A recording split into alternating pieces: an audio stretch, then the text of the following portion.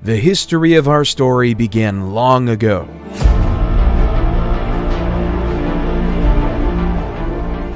At one point in time, around 3 billion years ago, we were floating around as little tiny atoms in the little petri dish of the world.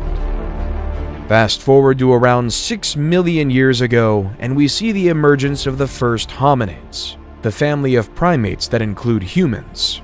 1.9 million years ago, Homo erectus was the first species to leave Africa and colonize other parts of the world. They had larger brains than their primate ancestors. Around 400,000 years ago, the first evidence of the Neanderthals. Their bodies were adapted to the cold environments of Europe and Western Asia. Their distinctive facial features were some of the most human-like ever seen. Then came us, the only surviving species of the Homo genus. But how did Homo sapiens rise into a global dominance through the mechanism of civilization?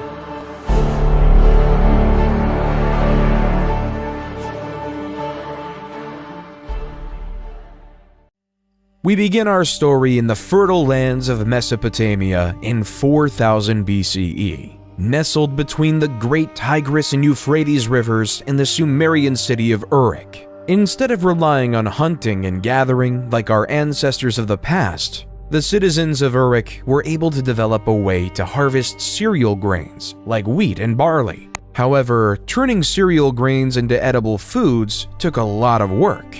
In the beginning, they had to use an invention called a hand mill, which consisted of 2 stones. As the grains were crushed between the 2 stones, the flour was collected in a container and stored for future use. This was the start of something great. This complex, strenuous process was our modern world's first example of agriculture. We no longer depended on hunting animals or picking berries for our food. Rather than using human ingenuity, we can create our own food source. This allowed Uruk to prosper into a place with over 50,000 residents. However, this change did have a change on the human body. The average height of men drastically shrunk from 5'9" to 5'3", and for women they shrunk on average from 5'3" to 5 feet. Instead of being the super athletes we were of the past, we were smaller, less noticeable farmers. People also became landlocked, changing the very essence of what it means to be human. In the early 3000 BCE, according to legend, King Gilgamesh began his rule as a Sumerian king of his region. However, by the end of 3000 BCE, the Akkadians ousted the Sumerians. Sargon the Great took power and conquered all of Sumeria.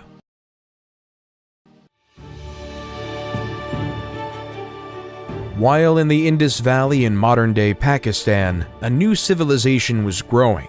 The Indus Valley Civilization, 3300 to 1300 BCE, was most notable for its highly advanced toilet system. The toilets were built with a seat and a chute that led to the underground drainage system. The sewage was then carried away from the homes through a network of covered drains, preventing disease spread. The waste was treated and disposed outside of city limits, helping to keep the cities clean and hygienic.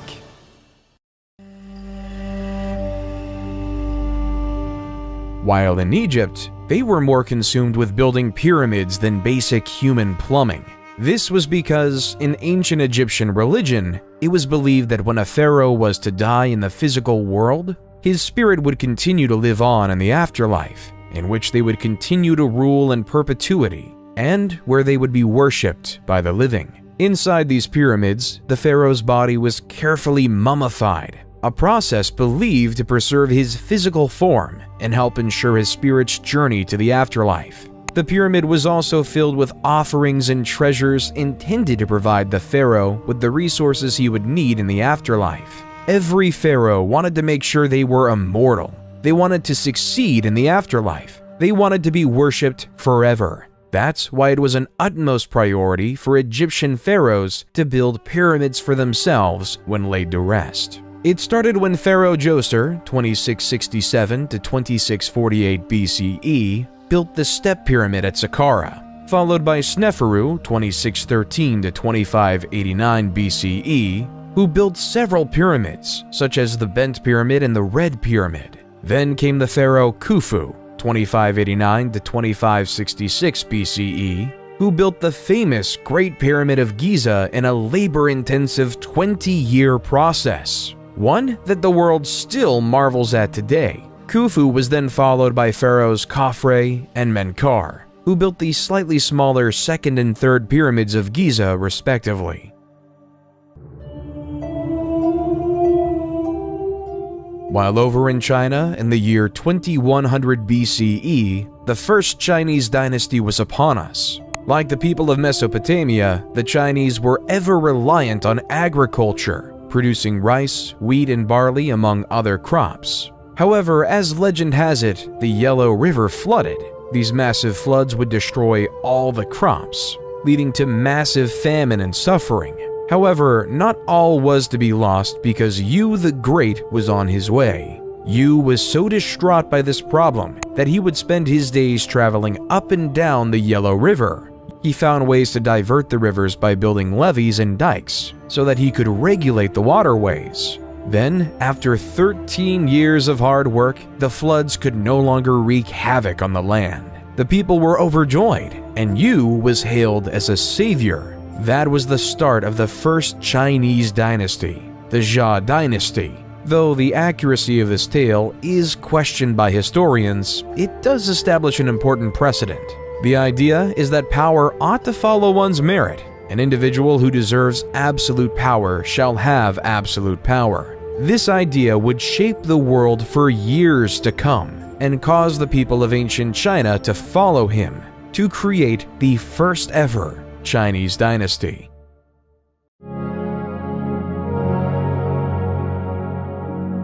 While back over in Mesopotamia, around 1772 BCE, a Babylonian king named King Hammurabi created the basis of the legal system as we know it today. Hammurabi ordered the creation of a 7-foot-tall, 2-foot-wide stone slab. Written on it was a system of 282 laws that each citizen of his kingdom was to follow. Such laws included various laws such as Law 1, if a man brings an accusation against another man, charging him with murder but cannot prove it, the accuser shall be put to death. Law 196, if a man destroys the eye of another man, they shall destroy his eye. Law 197 says, if he breaks another man's bone, they shall break it. Law 199, if he destroys the eye of a man's slave or breaks the bone of a man's slave, he shall pay 1/2 his price. However, what King Hammurabi did was create a society based on laws. He laid out strict laws, placing people into certain castes of life and value. Everyone was worth a different amount based on what class they were in society. There was no illusion of equality in ancient Babylon. Instead, it was pretty clear the value of a noble's bone was worth more than a plebeian's, which in turn was worth more than a slave's. An idea we continue to see throughout history.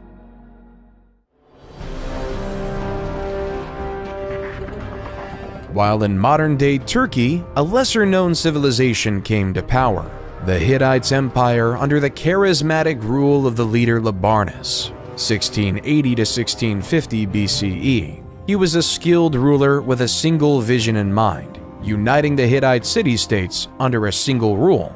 Labarnus led his army from city to city, conquering neighboring city-states and making alliances with their leaders. He was a shrewd diplomat, and he used his diplomatic skills to win over the hearts and minds of the people. Eventually, Labarnus became the ruler of all the Hittite city-states and established the empire. He was a just and fair ruler and was loved by his people. Under his rule, the Hittites prospered and their territory expanded, leaving them right next to their neighbors in Egypt.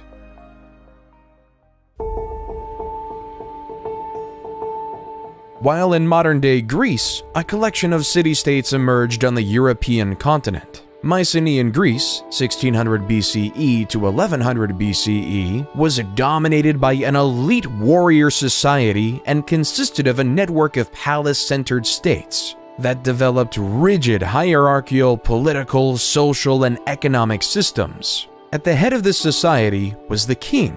However, unlike a unified civilization, each city was on its own. A city-state is a city that, with its surrounding territory, forms an independent state. The development of city-states such as Troy, Mycenae, and Pylos start to grow. The first remnants of the Greek written language, known as Linear B, also started to emerge. The first record of any Indo-European Greek record we have today.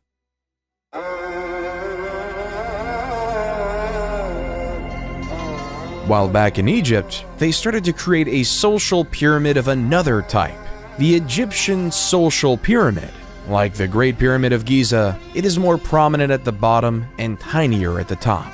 At the bottom lays the peasants and the slaves. They were responsible for doing all the manual labor. They worked on the lands. They would spend the day in and day out farming, producing food for all of Egypt. Then, when the season to farm was over for the year, they would work on the pharaoh's massive building projects, literally building the pyramids. Slightly above the slaves came the artisans. They were the stonemasons, the plasters, and the sculptors who created the exuberant art the wealthy desired, and for Egypt is most known for today. Then came the merchants, who spent their days navigating the Nile, trading gold, papyrus, and linen to anyone who could afford it. They were well respected and able to make a healthy profit by selling. Then came the scribes. These masters of the world would go to specialized scribe schools just to master the language of ancient Egyptian hieroglyphics. In practical use, these scribes took account of the stores of food, various tax documents, and even the daily lives of the pharaoh. After the scribes came the soldiers. The soldiers were tasked with protecting the Egyptian empire. They dedicated their lives to defend or make preemptive strikes against their enemy. Generally, they were well fed. Then, near the top, came the bureaucrats. These high-ranking government officials did essential tasks at the top of society, like the viziers, who ran the logistical tasks necessary to run a civilization. The priests oversaw taking care of the temples to ensure the gods were well cared for. The nobles oversaw specific regions of the empire and kept order in said regions. At the top, the purpose of everyone below was the pharaoh, the king and the mediator between the gods and the world of men. The pharaohs will be known to be supreme, and all must succumb to it. When the pharaoh dies, he will be buried in a pyramid in which he will help eternally rule over the Egyptian empire. Egyptian society was created to serve the pharaoh. Taxes were taken from the farmers for the pharaoh, and artisans made unique crafts for it. The merchants ensured the pharaoh was well supplied with the needed goods. The scribes would follow the pharaoh and record his thoughts. The soldiers made sure his empire was protected. The bureaucrats did the jobs the pharaoh couldn't do, while the pharaoh sat at the top and communicated with the gods. Pharaoh Ramses II, 1279 to 1213 BCE, accomplished many extraordinary things by living in this social system. He orchestrated the construction of the Temple of Abu Simbel, the Ramesseum, and the Temple of Karnak. He was also able to grow the Egyptian empire and reconquer lands lost by other pharaohs, except for the land claimed by the Hittite Empire.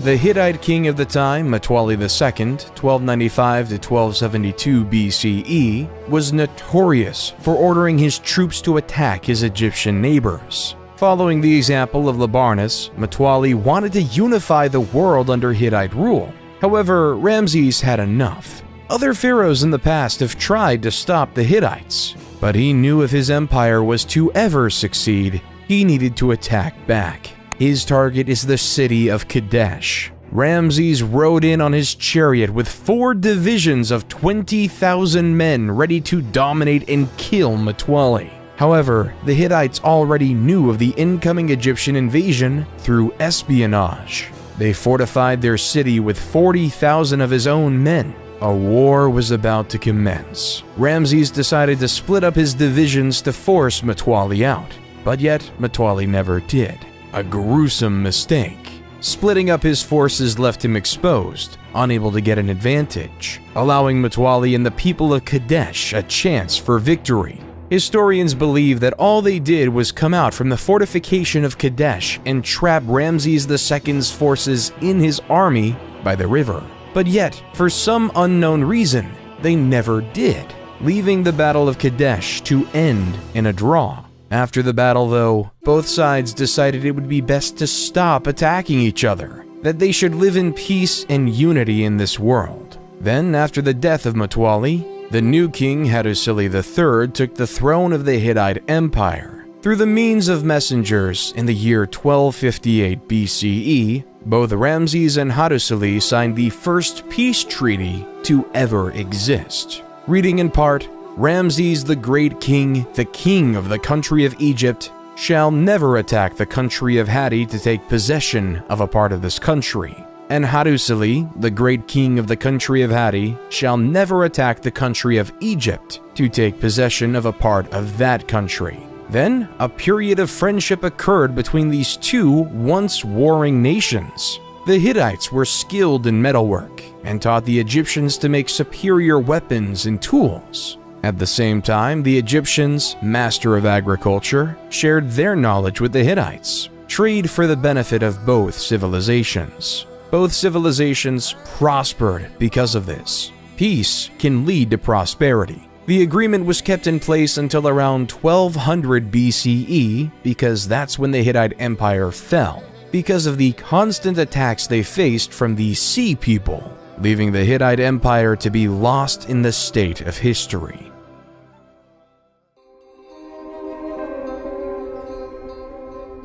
While on a continent far away, the first civilization in the Americas was taking foot in modern-day Mexico. The Olmec civilization, 1200 BCE to 400 BCE, is often considered the mother civilization of Native American civilizations. However, sadly though, not much is known about them, mainly due to their writing in a hieroglyph historians still can't decipher. One of the few remains we have are these 17 colossal stone heads. In Mesoamerican culture, there is this belief that the head alone could contain an individual's emotion, experience, and soul. We may not know their leaders' names like of other civilizations, like Ramses and Hammurabi. When looking through the eyes of a stone head, we can still feel their presence, and in some ways they remain immortal, enshrined in history, for one day we may learn who they are. While in the east, the Zhou dynasty, 1046 to 256 BCE, in China was taking its stride. The Zhou dynasty gained power because of the failures of the less critical Shang dynasty. They believed in the idea of a mandate from heaven.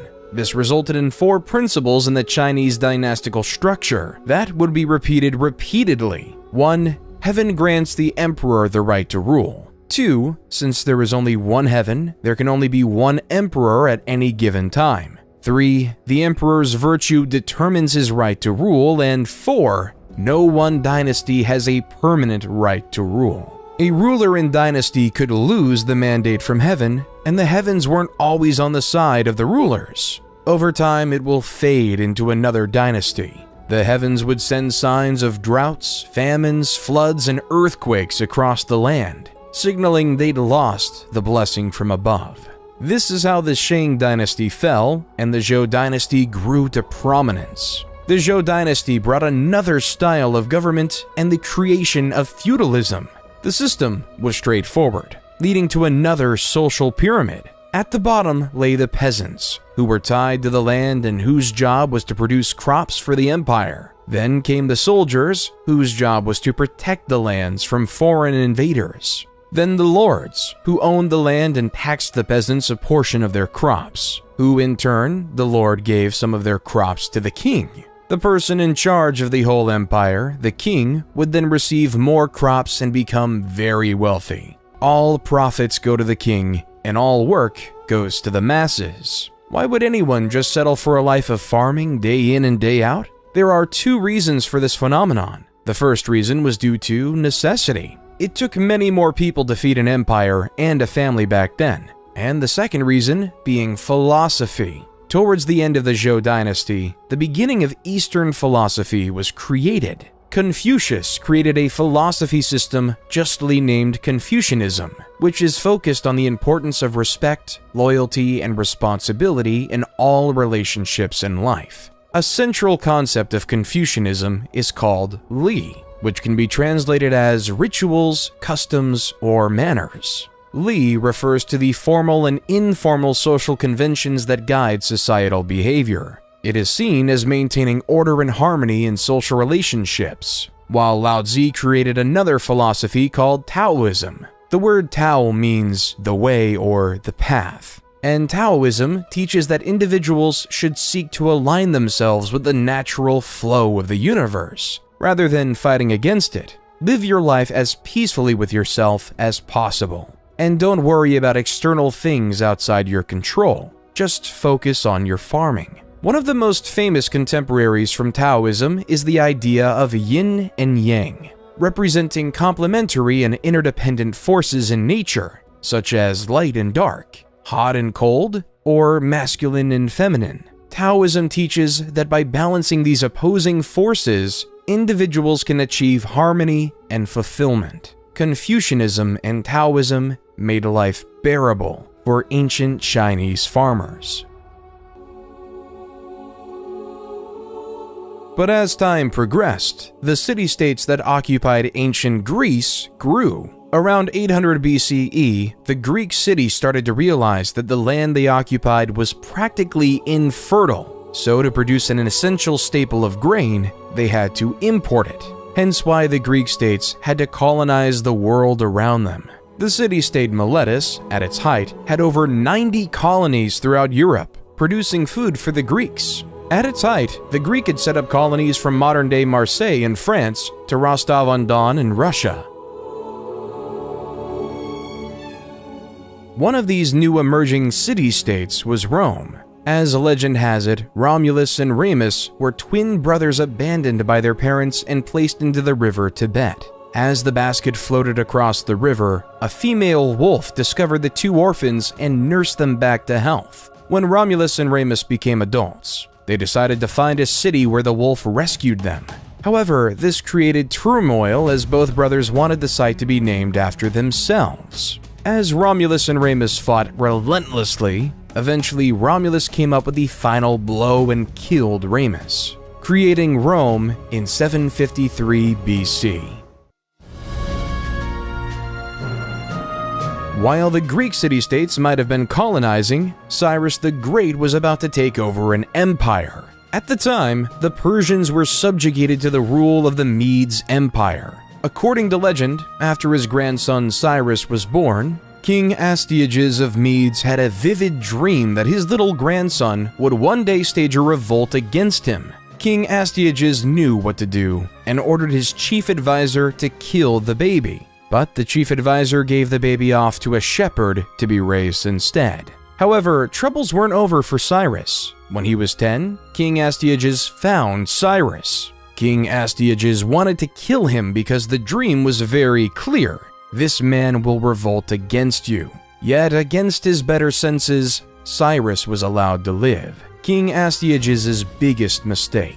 When Cyrus was a man, he gathered his army and revolted against his maternal grandfather. The two, but as prophecy had it, Astyages surrendered in 550 BCE. However, Cyrus wasn't done conquering. He conquered Babylon and became the supreme ruler of Mesopotamia and even the Indus Valley civilization. The world was in Cyrus's hand. Cyrus then took over the Greek colony of Ionia in Asia Minor, leading a great Persian empire, and then he died, leaving it all in the air for the next great Persian king, Darius the Great.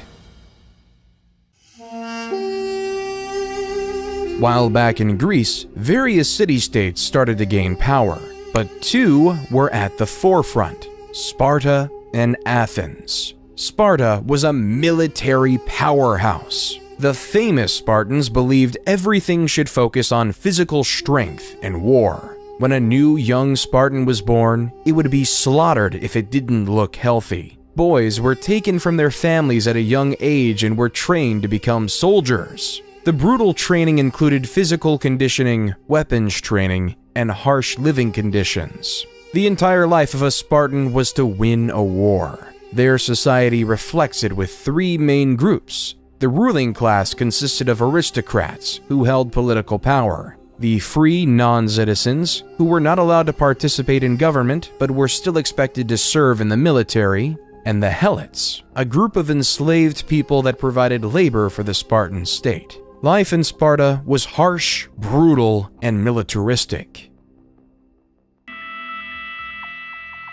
While their neighbors up north were experimenting with this idea of democracy, Athenian democracy was a highly complicated mess. There were two branches, the Council of 500 and the Assembly. The Council of 500 was selected randomly by a process known as sortition. Athens itself was made up of 10 different tribes. Each tribe was responsible for providing 50 citizens to serve for 1 year in the Council of 500 via random selection. Each eligible citizen would be given a personalized token. Those tokens were inserted into a particular machine called a clariturion. This long-lost technology included tubes and balls, which somehow selected 50 residents of each tribe to join the illustrious Council of 500. While in the Assembly, there was a system in place that said that every single citizen had a vote. Of course, to be a citizen, you had to be a male and not a slave, and either born in Athens or to Athenian parents. The Council of 500 would create the agenda for the main assembly to vote on because over 30,000 people could have a vote at any given time. It was total chaos. So to quell this, the council would nominate 9 presidents the morning of the meeting, and it was their job to ensure all the rules and procedures were being followed. Since they were appointed right before the assembly met, they were almost impossible to bribe. Somehow, the assembly would loudly vote on whether a bill would pass. They would vote on matters like appointing generals, various laws, and other government bureaucracy. However, not everyone liked this Athenian democracy. The famous Greek philosopher Plato thought the idea was barbaric. In Book 6 of his seminal book, The Republic, Plato writes, "The true navigator must study the seasons of the year, the sky, the stars, the winds, and all the other subjects appropriate to his profession if he is really fit to control the ship. Think that it's quite impossible to acquire the professional skill needed for such control, and that there's no such thing as the art of navigation." How much could a randomly selected member of the Council of 500 really know? How much could he fully contribute to society? Should we allow a random member of society to have any power? Instead, Plato would advocate for the idea of a philosopher king, a man who studies wisdom, logic, and reasoning, a man who dedicates his life to understanding how to be just, a man who will become the navigator of wisdom. Plato would rather say, the society we have described can never grow into a reality or see the light of day, and there will be no end to the troubles of the states, or indeed, my dear Glaucon, of humanity itself, till philosophers become rulers in this world, or till those we now call kings and rulers really and truly become philosophers, and political power and philosophy thus come into the same hands. There's just one issue with Plato's quote. Every leader thinks they're a philosopher king. Everyone thinks their thoughts are the best. Everyone thinks their ideas are the wisest. From Yu the Great in China, to Labarnus of the Hittite Empire, to Siddhartha Gautama of the Kingdom of Magadha in India. While not so far away, in the Indian Kingdom of Magadha, a spoiled prince named Siddhartha Gautama, 500 BCE, lived in luxury inside a palace. Inside this palace, Siddhartha could have anything he wanted. All the jewels, all the wealth, all the finest goods thrust upon him. His world inside of the palace was a utopia on earth. There was no want, need, or desire, and it was perfect. Until he went outside his palace compound, the only place he ever knew. As he took his first steps outside of his palace, what he saw struck a chord. He saw an old man dying right on the street in front. He realized that the human experience wasn't something that was perfect and sublime. Instead, it was death. As Gilgamesh realized many years ago, This was an inevitable part of the human experience. Siddhartha left his life of luxury behind and began a quest for knowledge and enlightenment. He studied with spiritual teachers and meditated for many years, searching for answers to life's big questions. Finally, after 6 years of seeking, he sat down under a fig tree and meditated until he achieved enlightenment. Enlightenment is a state of inner peace, in which one has transcended the limitations of the ego and is in touch with a universal consciousness or divine essence. It isn't a fixed and permanent thing, but rather an ongoing process of growth and development. But under that fig tree, Siddhartha became known as the Buddha, or the Awakened One. He would spend the rest of his life traveling the countryside, becoming close to the Enlightenment.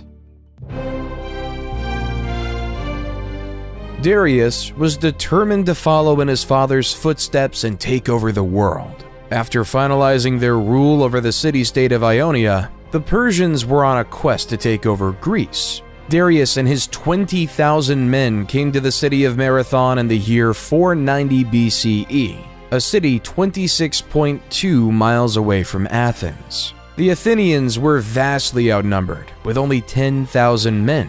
As the Persians were trying to regroup, the powerful Greek hoplites crushed the weaker Persian foot soldiers by routing the wings before turning towards the center of the Persian line. The remnants of the Persian army fled to their ships and left the battle. Early historians believe the battlefield littered 6,400 Persian bodies, while the Athenians lost only 192. So the Persians retreated, and an Athenian messenger named Pheidippides ran the 26.2 miles from Marathon to Athens, exclaiming with joy how the Athenians just beat the mighty Persian Empire. All of Athens went crazy with this fantastic news, hence leading the Pheidippides' historic trek to be sketched into history as the world's first marathon. However, the Persians weren't done, even with Darius I dying of mysterious circumstances. His son, Xerxes I, took over the crown and wanted to complete his grandfather's legacy. In 480 BCE, Xerxes I wanted revenge, so he brought his enormous invasion force of over 100,000 soldiers and was dead set on conquering Greece. Then, at a narrow pass at Thermopylae, the Spartan king Leonidas had his force of 7,000 Spartans maintain the defense. Leonidas knew of his disadvantage and developed a bold and daring plan to defeat the Persians. Rather than waiting for the Persians to attack, Leonidas ordered his soldiers to make a surprise attack on the Persian camp, catching the Persians off guard and disrupting their formation. Despite their success, the Greek army was ultimately overwhelmed by the Persians, who attacked from all sides and eventually broke through the Greek defenses. Leonidas and his soldiers fought with courage and determination. Still, they were ultimately defeated. Then came the Battle of Salamis, where the Greeks could change the tilt of the war in a naval battle between the 500 Persian trireme and 300 Greek trireme. It didn't look good for the Greeks. Still, the great Athenian general, Themistocles, employed his plan to move the Persian fleet into the narrow straits of Salamis and hit the enemy fleet so hard that it had nowhere to retreat. After a massive sea battle, Themistocles won Greece the victory and changed the face of the war. The Persians still had their goal: conquer the Greek city-states. Xerxes had returned to Persia, leaving Persian general Mardonius in charge of the Persian force for most of the significant battle yet. After diplomatic talks ceased, Persia knew they had to attack. As the Persians sent their troops to Plataea, the Greeks knew they had to work together. With 30 various Greek city-states working together, they were able to field a massive 110,000 hoplite army with the primary purpose of defeating Persia. Though that was nothing compared to the estimated 150,000-man army of Persia. The battle was fierce and intense, with both sides fighting with ferocity and determination. The Greek hoplites continued to be effective against the Persian cavalry and archers. The Greeks also strategically used the terrain, fighting on a slope that helped offset the Persian numerical advantage. In the end, the Greeks defeated the Persian forces and secured a decisive victory. The Persians suffered heavy losses, and Mardonius was killed in the fighting. The Battle of Plataea marked the end of the Greco-Persian Wars and the Persian threat to Greece.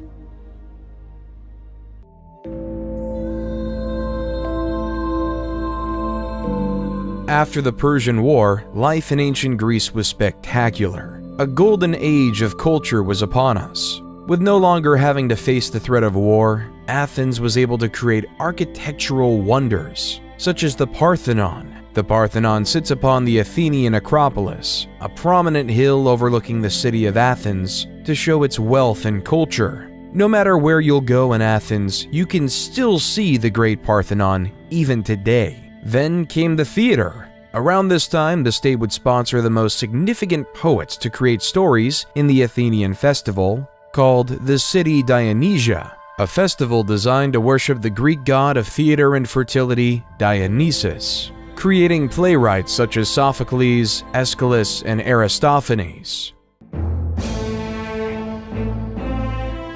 States were hungry for power. Athens was recruiting city-states into their Delian alliance, while Sparta was recruiting city-states into their Peloponnesian alliance. Both Sparta and Athens felt like they should control the city of Korkia, hence why in 434 BCE, war was upon the Greek peninsula, resulting in naval battles such as the Battle of Siblos and the Battle of Pylos. By 421 BCE, a short peace was negotiated. However, this peace would not last, and Athens had their eyes on Sicily. Initially, the expedition was going well. The Athenians established alliances with several Sicilian cities, and won several minor skirmishes against the Sicilian forces. But soon, Alcibiades, one of the greatest naval generals in history, was recalled to Athens to face charges of sacrilege. The Athenian fleet was left without his leadership. In his absence, the expedition began to unravel. The Athenians could not take the city of Syracuse, which had fortified its defenses and was well prepared for a siege. The Sicilians were aided by reinforcements from Sparta, which saw an opportunity to strike a crippling blow against its arch-rival Athens. The Athenians suffered from a lack of supplies and were plagued by disease. At the same time, the Syracusans launched a series of surprise attacks and ambushes. Finally, after months of grueling fighting, the Athenian fleet was destroyed in a decisive battle. Thousands of Athenians were killed, and many more were captured and enslaved. A decade after that, Athens fell to the Spartans. The age of legendary Greece was now over. Both Athens and Sparta were significantly weaker, never to regain the same power they once had, leaving the world ready for a philosopher king to conquer it all. Then, in the east, the mandate of heaven was up. The Zhou dynasty, after a long 800-year rule, it was deemed by the heavens that their empire was up, which led to a period known as the Warring States, 474 to 221 BCE. This resulted in Han Fizi, who created a new philosophy called legalism. Followers of legalism believed that people were inherently selfish and would only act in their own self-interest, and that the only way to keep them in line was through a system of rewards and punishments that was clear and consistently enforced. This resulted in Fizi claiming that the best way to achieve social order was by establishing a powerful ruler responsible for enforcing the law and punishing wrongdoers. He also believed the ruler should have complete control over the military, the economy, and society. While in the heart of the Oaxaca region of Mexico, the Zapotec civilization started to flourish. The capital city of Monte Alban was being built on a mountaintop overlooking the entire Oaxaca Valley. Perched on the mountaintop overlooking the Valley of Oaxaca, the city was home to a ruling elite who oversaw a hierarchical social structure that included middle-class artisans and lower-class farmers. The people of the Zapotec civilization were known for their innovative agricultural practices. including the cultivation of maize and other crops, which sustained their communities in times of drought and other environmental pressures. They also developed an early writing system, which used a combination of symbols and glyphs to represent words and ideas. They developed an advanced calendar system based on 260-day and 365-day solar cycles. In Greece, during the year 356 BCE, in the city of Pella in the Kingdom of Macedon, the greatest commander in history was born. Alexander the Great grew up knowing he would be a leader, and was the son of King Philip II and Queen Olympia. But the teacher was much more impressive. Since he was a kid, Alexander was tutored by Aristotle. Aristotle is the man who is known as the father of logic. He created the fields of biology and taxonomy by introducing a way to think called the scientific method, a method that is still taught in schools to this day. He also wrote extensively about philosophy, ethics, and art, changing the face of the world as we know it today. This is the man who was in charge of teaching Alexander the Great. Alexander was 20 when his father was assassinated, but his excellent education allowed him to take over the rest of the world. After his father died in 336 BCE, Alexander was hell-bent on keeping his family's power. So when the Greek city of Thebes decided to revolt, Alexander and his army marched 240 miles in 14 days. When Thebes refused to surrender, he razed the entire city to the ground, and 6,000 were killed, and the rest were sold into slavery. The rest of the Greek city-states recoiled in fear, allowing Alexander to do as he pleased, leaving for his new target to be Persia and the new Persian king, Darius III. In 333 BC, Alexander faced the Persian army at the Battle of Issus. This significant engagement saw the Persian king Darius III defeated and forced to flee. Alexander then captured several key cities, including the vital port of Tyre, which had resisted his initial siege. In 331 BC, Alexander faced Darius III again at the Battle of Gaugamela, near the Tigris River in modern-day Iraq. Despite being outnumbered, Alexander won a decisive victory using superior tactics and mobility. The Persian army was shattered, and Darius III fled once again. Alexander then proceeded to capture the Persian capital of Babylon and took control of much of Mesopotamia. He continued his campaign eastward, winning battles in what is now modern-day Iran and Afghanistan. In 330 BC, he captured the Persian capital of Persepolis, a city of great wealth and cultural significance. But Alexander wasn't done. He wanted to expand eastward, eventually crossing the Hindu Kush Mountains into India. However, his troops grew tired of the endless fighting and refused to go any further, and Alexander was forced to turn back. However, after Alexander failed in the Indian subcontinent, a powerhouse emerged in India called the Mauryan Empire. At its height, it spanned over much of India, Pakistan, Bangladesh, and Afghanistan. However, this conquering came at much of a cost for its leader Ashoka the Great. In 261 BC, after the death of his parents, Ashoka decided that his empire needed to expand. In his sights, the kingdom of Kalinga. The war was bloody, the war was fierce. Over 100,000 people died. Ashoka couldn't sleep with himself. He didn't know how to deal with his actions that resulted in so much death. So he turned to the teaching of the Buddha. Under Ashoka's rule, the Mauryan Empire became known for supporting Buddhist teachings and promoting nonviolence. Ashoka issued a series of edicts inscribed on rocks and pillars throughout the empire that promoted principles such as kindness, respect for all religions, and the abolition of slavery. Certain traits were not shared in the West by Alexander.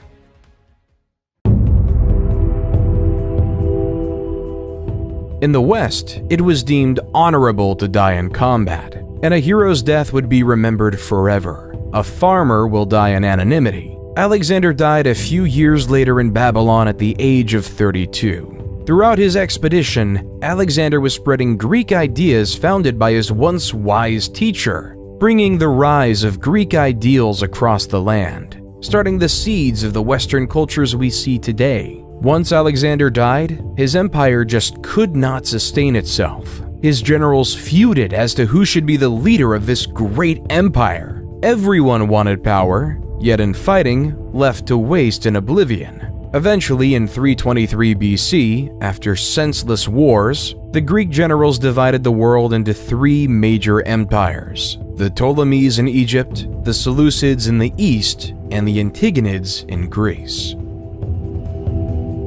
Ptolemies, one of Alexander's generals, led Egypt into a period of prosperity. Inspiration by his former leader, Ptolemies built the Library of Alexandria, a hub for an intellectual scholarship. Intellectuals from all over will come to the library to exchange ideas and thoughts throughout the world, leaving us to have great philosophers like Plato and Aristotle to be the backbone of our culture. While the general Seleucid was given the keys to the city of Babylon.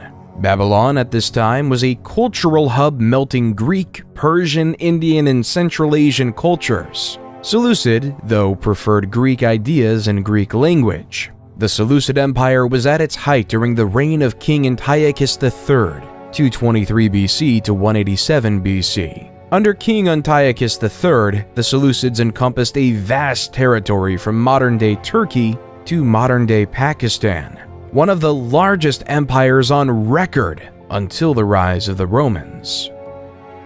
While the Antigonids did not have nearly as much success. By the time Antigonids I took power, the Greeks were just a shell of what they once were. The age of the Greeks was behind us. The Ptolemies, the Seleucids, and the Antigonids went astray from the Roman Empire. However, for Rome to rise, it had to face a powerful foe, Carthage. Both Rome and Carthage had a desire for the same city-state, Messina, on the island of Sicily. This would give either civilization a foothold to grab power in the Mediterranean. The First Punic War was upon us, and after 20 years of fighting, in the year 241 BCE, and the defeat of Carthage, the Treaty of Lutatius was signed. The peace, though, was short-lived. In 218 BCE, the Second Punic Wars began when the Carthaginian general Hannibal invaded Italy with his army, including elephants, to conquer Rome. Hannibal won several early battles, including the Battle of Cannae in 216 BCE. Still, he was ultimately defeated by the Roman general Scipio Africanus at the Battle of Zama in 202 BCE. The war resulted in the complete defeat of Carthage, which was forced to cede its territories to Rome, and the end of the Carthaginian Empire. There was no doubt in the world anymore that it was time for the Romans to take charge in the West. While in the East, after the end of the Warring States period, Qin Shi Huang and the Qin dynasty were an absolute power. 221 BCE to 206 BCE, Qin was determined to turn diverse China into a unified Chinese empire. He divided the lands into 36 command areas supervised by a governor, military commander, and imperial inspector. It was expected that you followed the will of Qin or else you would face harsh penalties. The basic ideas of legalism in action, strong government, harsh laws, and inheriting knowing that humans were necessarily selfish. However, their mandate from heaven ran quite quickly. After Qin Shi Huang's death, China was in turmoil with another dynasty on foot.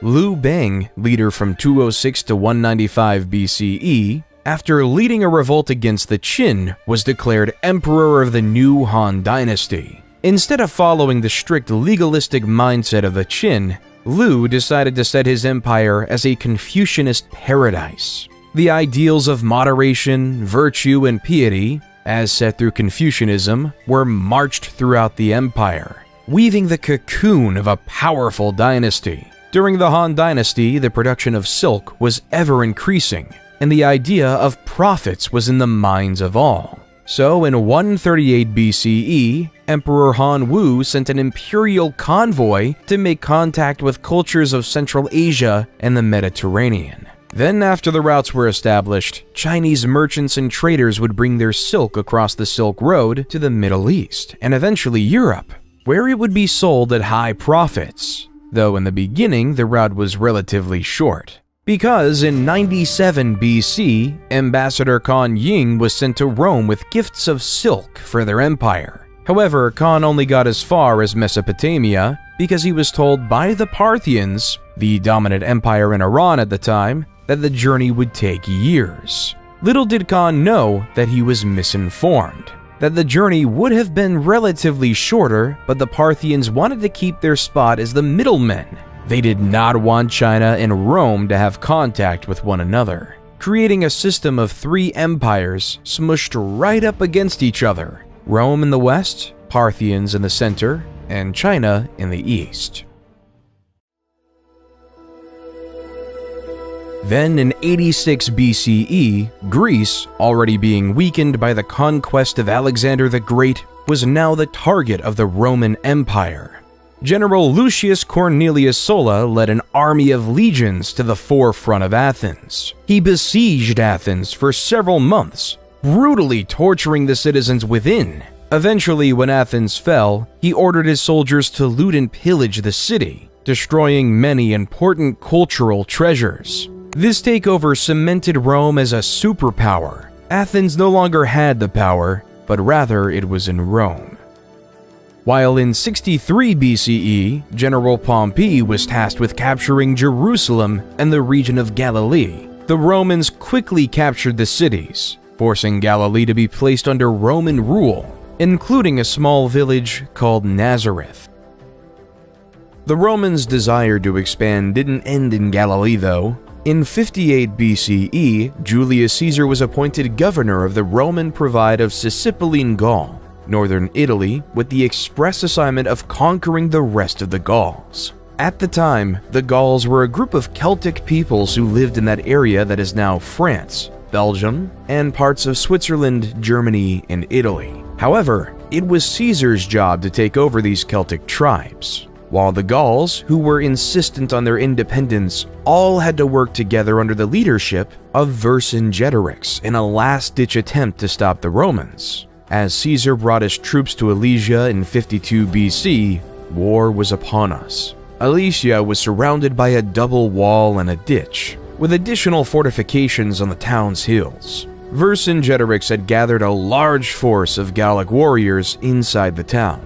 In contrast, Caesar had assembled a sizable Roman army outside the walls. Caesar realized that a direct assault on the town would be complex. So he surrounded the Gallic forces and starved them into submission. He ordered the construction of a series of fortifications around Alesia, including a circumvallation wall that encircled the town, and a second wall and ditch that faced outward to defend against any attempts to break out. Over several weeks, Caesar's forces engaged in a grueling siege of Alesia, with both sides suffering heavy losses. The Gallic warriors inside the town made several attempts to break out, but they were repelled by the Roman forces. The tide of the battle turned in favor of the Romans when a second Gallic army, led by Vercingetorix's ally Commius, attempted to relieve the siege. Caesar sent a detachment of his forces to intercept the Gallic reinforcements. After a fierce battle, the Roman soldiers emerged victorious. With his forces surrounded and facing starvation,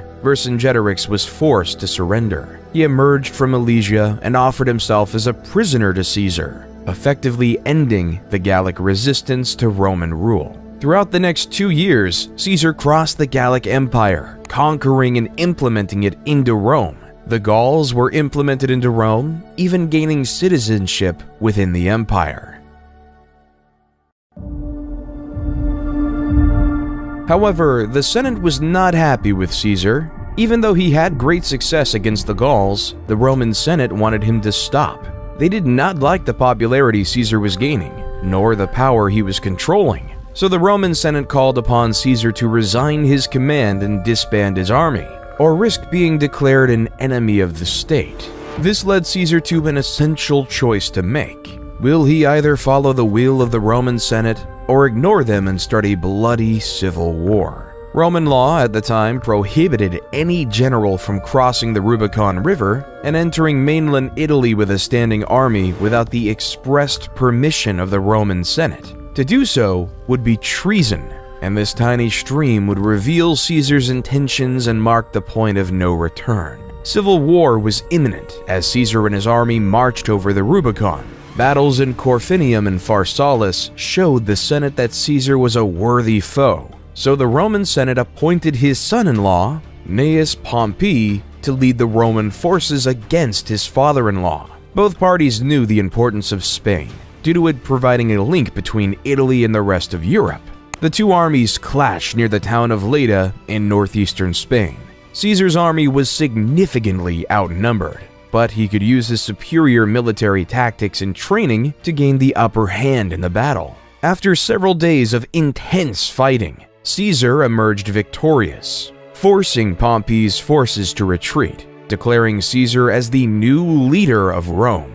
When Caesar made it back to Rome, the crowds were chanting, "Hail Caesar! Hail Caesar!" The people then decided that he would be the dictator of Rome for life. Caesar immediately set to work, implementing a series of reforms and policies aimed at improving ordinary Romans' lives and strengthening the central government's power. He ordered the construction of new infrastructure, such as roads, bridges, and aqueducts, which helped to connect different parts of the city and improve trade and commerce. Caesar also enacted a series of political and social reforms, including granting citizenship to many people living in the Roman Empire and creating new laws and customs that were based on Roman practices. He encouraged the spread of the Latin language and culture throughout the city and established the Julian calendar, which is the basis of the calendar we use today. However, Caesar's reign was short-lived because 2 years later, in 44 BC, he was stabbed to death by two loyal senators, Cassius and Brutus. The assassination of Caesar led the Roman world into disarray. The world was filled with factions, vying for government control without a strong leader. Octavian, Caesar's son, who was 18 then, came to Rome to claim his inheritance and assert his place in the political landscape. He quickly aligned himself with Caesar's loyal lieutenant, Mark Antony. Together, they defeated Caesar's assassins at the Battle of Philippi in 42 BCE. However, tensions soon arose between Octavian and Antony as both men vied for control of the Roman Empire. In 31 BCE, their forces clashed in the naval Battle of Actium, which resulted in Octavian emerging as the clear victor. Antony fled to Egypt with his lover, Cleopatra, and the two committed suicide the following year. With Antony's defeat, Octavian emerged as the undisputed ruler of Rome. In 27 BCE, he was appointed Augustus and became the first Roman emperor.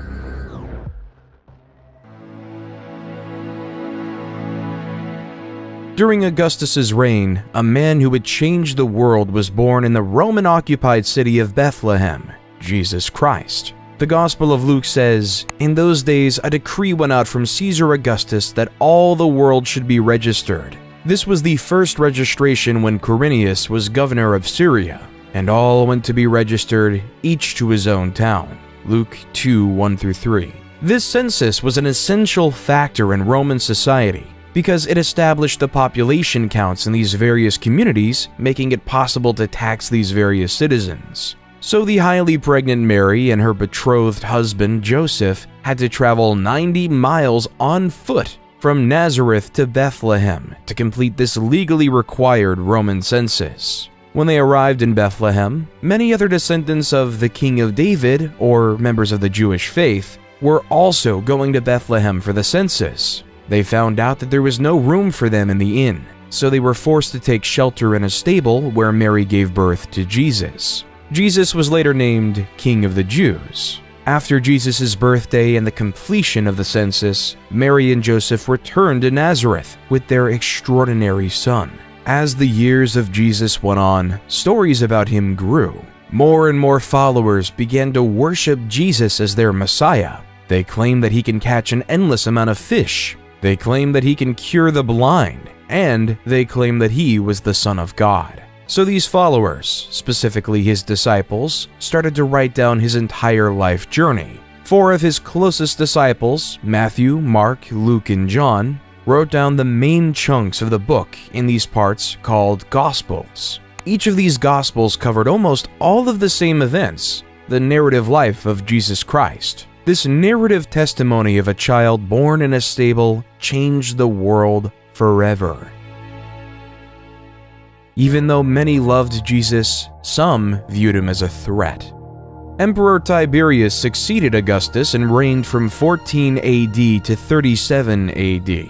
Tiberius was notorious for his delators, a network of informants rewarded for spying and reporting on suspected traitors and criminals. Criminals reported on by the delators had to face a treason trial, often resulting in executions or forced suicides. His prefect of Judea at the time, Pontius Pilate, was no stranger to the harsh punishment of traitors. As Jesus was influencing more and more people, he became more of a political threat. So, following the guidelines of Emperor Tiberius, Pilate was given no practical political choice other than to execute Jesus on the cross. Roman law was evident then. One must follow the emperor's will or else they will perish. As Jesus was crucified on the cross, a new religion was born: Christianity.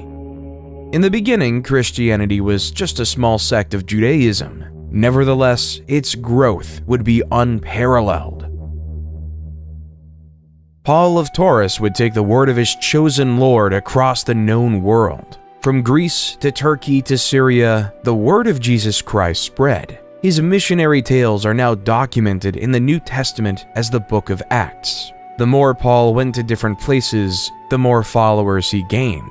On the same token, it created more enemies. The divide between monotheism and polytheism was on the rise. It was beginning to get a lot tougher for Romans to accept a religious population that didn't believe in gods like Mars and Jupiter. So when the Great Fire of Rome occurred in July of 64 AD, Emperor Nero quickly blamed it on the Christians. The Great Fire was an event that destroyed 2/3 of the city of Rome. So, in order to pay for these massive repairs, Nero instituted heavy tributes across the empire. To meet at least a proportion of the costs, Nero also started to print more Roman currency, creating an inflationary effect for the first time in the empire's history. However, the individuals who lived under Roman rule, which wasn't in Rome proper, were upset by this new policy. So, in the holy city of Jerusalem in 66 AD, a revolt was on. At first, the first Jewish revolt succeeded, and the Jewish forces quickly expelled the unprepared Roman army. Then, the rebels gained some traction in the neighboring villages in Galilee. In response, the Roman Emperor Nero sent the general Vespasian to meet the Jewish forces, an endeavor that pushed most rebels into Jerusalem proper by the time Vespasian was proclaimed emperor in 69 CE. Then, around Passover in 70 AD, Vespasian and his forces sieged the city, depleting it of food and water within the walls of Jerusalem. The Jews started to quarrel within, leaving them more vulnerable to attack. By August, the Romans breached the defenses, killed much of the population, and destroyed many of their holy sites. With the Jews decimated, the strength of polytheism lived long. Then, in 98 to 117 AD, under Emperor Trajan, the Roman Empire was able to expand its greatest territorial extent, spanning all the way from modern-day Britain to the Persian Gulf. Roman rule was everywhere. Well, except for in the Americas, because the Romans didn't even know they existed. In the Americas, we can see the growth of various civilizations across the Andes located in modern-day Peru and Chile. The Mochi civilization was able to build monumental structures, like the Huaca del Sol and Huaca de la Luna, impressive pyramids that were the center of their religions. They also created advanced fertilization techniques that used bird droppings as fertilizer. Their highly centralized government made everyone know their place in society. While a little bit more south, the Nazca civilization is one enthralled in mystery. The people of Nazca created a series of large-scale geoglyphs consisting of hundreds of individual figures, including geometric shapes, animals, and human-like figures, by removing the dark reddish-brown iron oxide-coated pebbles covering the surface of the Nazca Desert. These lines are now called Nazca Lines, the purpose of which is still unknown to this day and subject to conspiracy theory today. Around 100 AD, the Zapotecs started establishing Monte Alban, their capital. It was one of the first examples of urban planning in the Americas. The city was laid out in a grid pattern, with main roads and smaller side streets leading to plazas and public buildings. The city was also divided into different districts, each with specialized functions, such as residential, administrative, and religious, leaving it to be in use for 1,000 years after that.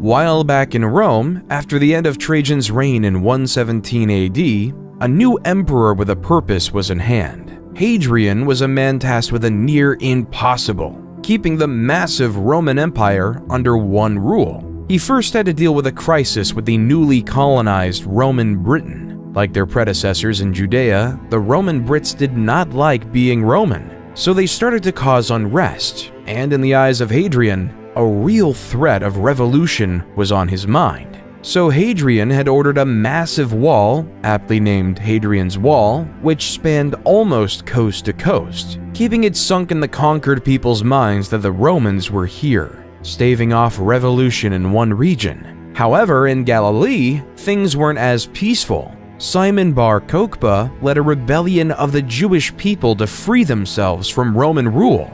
As you see, Rome was developing a new city called Aelia Capitolina over the ruins of Jerusalem from the last revolt, with temples dedicated to polytheistic gods like Jupiter. By 132, Bar Kokhba took the bottle of Nasi, head of state. Many Jews regarded him as the Messiah who would save the Jewish people and restore their independence. Kokhba's troops would storm Aelia Capitolina, almost knocking out entirely the Roman garrison controlling the city. Hadrian, though, would not have it, so he sent a force of 120,000 men to the lands of Judea to conquer and force the Jewish people into submission. As Cassius Dio says in the History of Rome, 50 of their most important outposts and 985 of their most famous villages were razed. 580,000 men were slain in the various raids and battles, and the number of those that perished by famine, disease, and fire was past finding out. Thus, nearly the whole of Judea was made desolate. History of Rome 69.14, 1-2. Rome made it clear that it was not to be taken lightly. While in China, the message was quite different. The ideas of Buddhism were spreading, along with the Chinese philosophies of Confucianism and Taoism, and built a dynasty. These three philosophies worked together to make the Han Dynasty stronger and more united in many ways. While in America, the Mayan architects went across northern Petén and designed a series of short, broad temples with wide staircases flanked by enormous stucco masks. These stucco masks were made of plaster, and some burned and powdered limestone. The Mayans built these stone armatures into elaborate deity faces to capture the soul of the gods and bring it to the people. A temple like the E7 sub, yes, historians name Mayan temples like military submarines, is a pyramid with 16 stucco masks. Each allows us to go deeper into the souls of these deities of the past.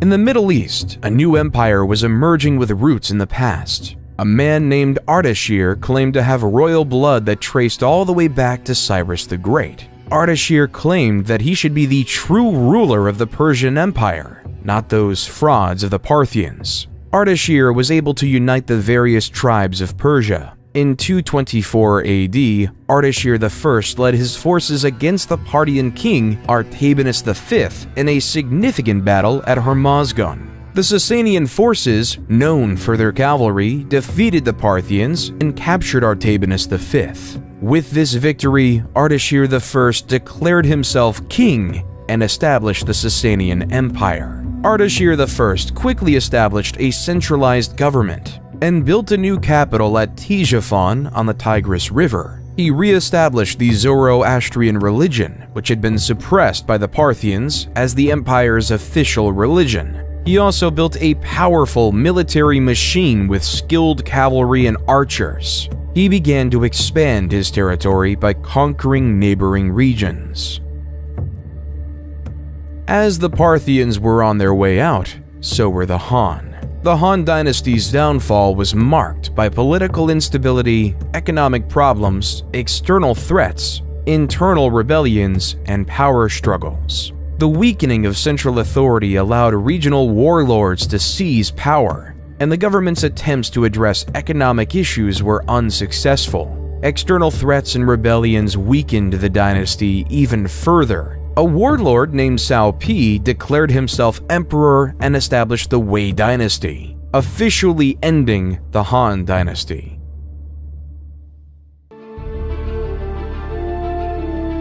While back in Rome, Emperor Diocletian, 284–305, faced a problem.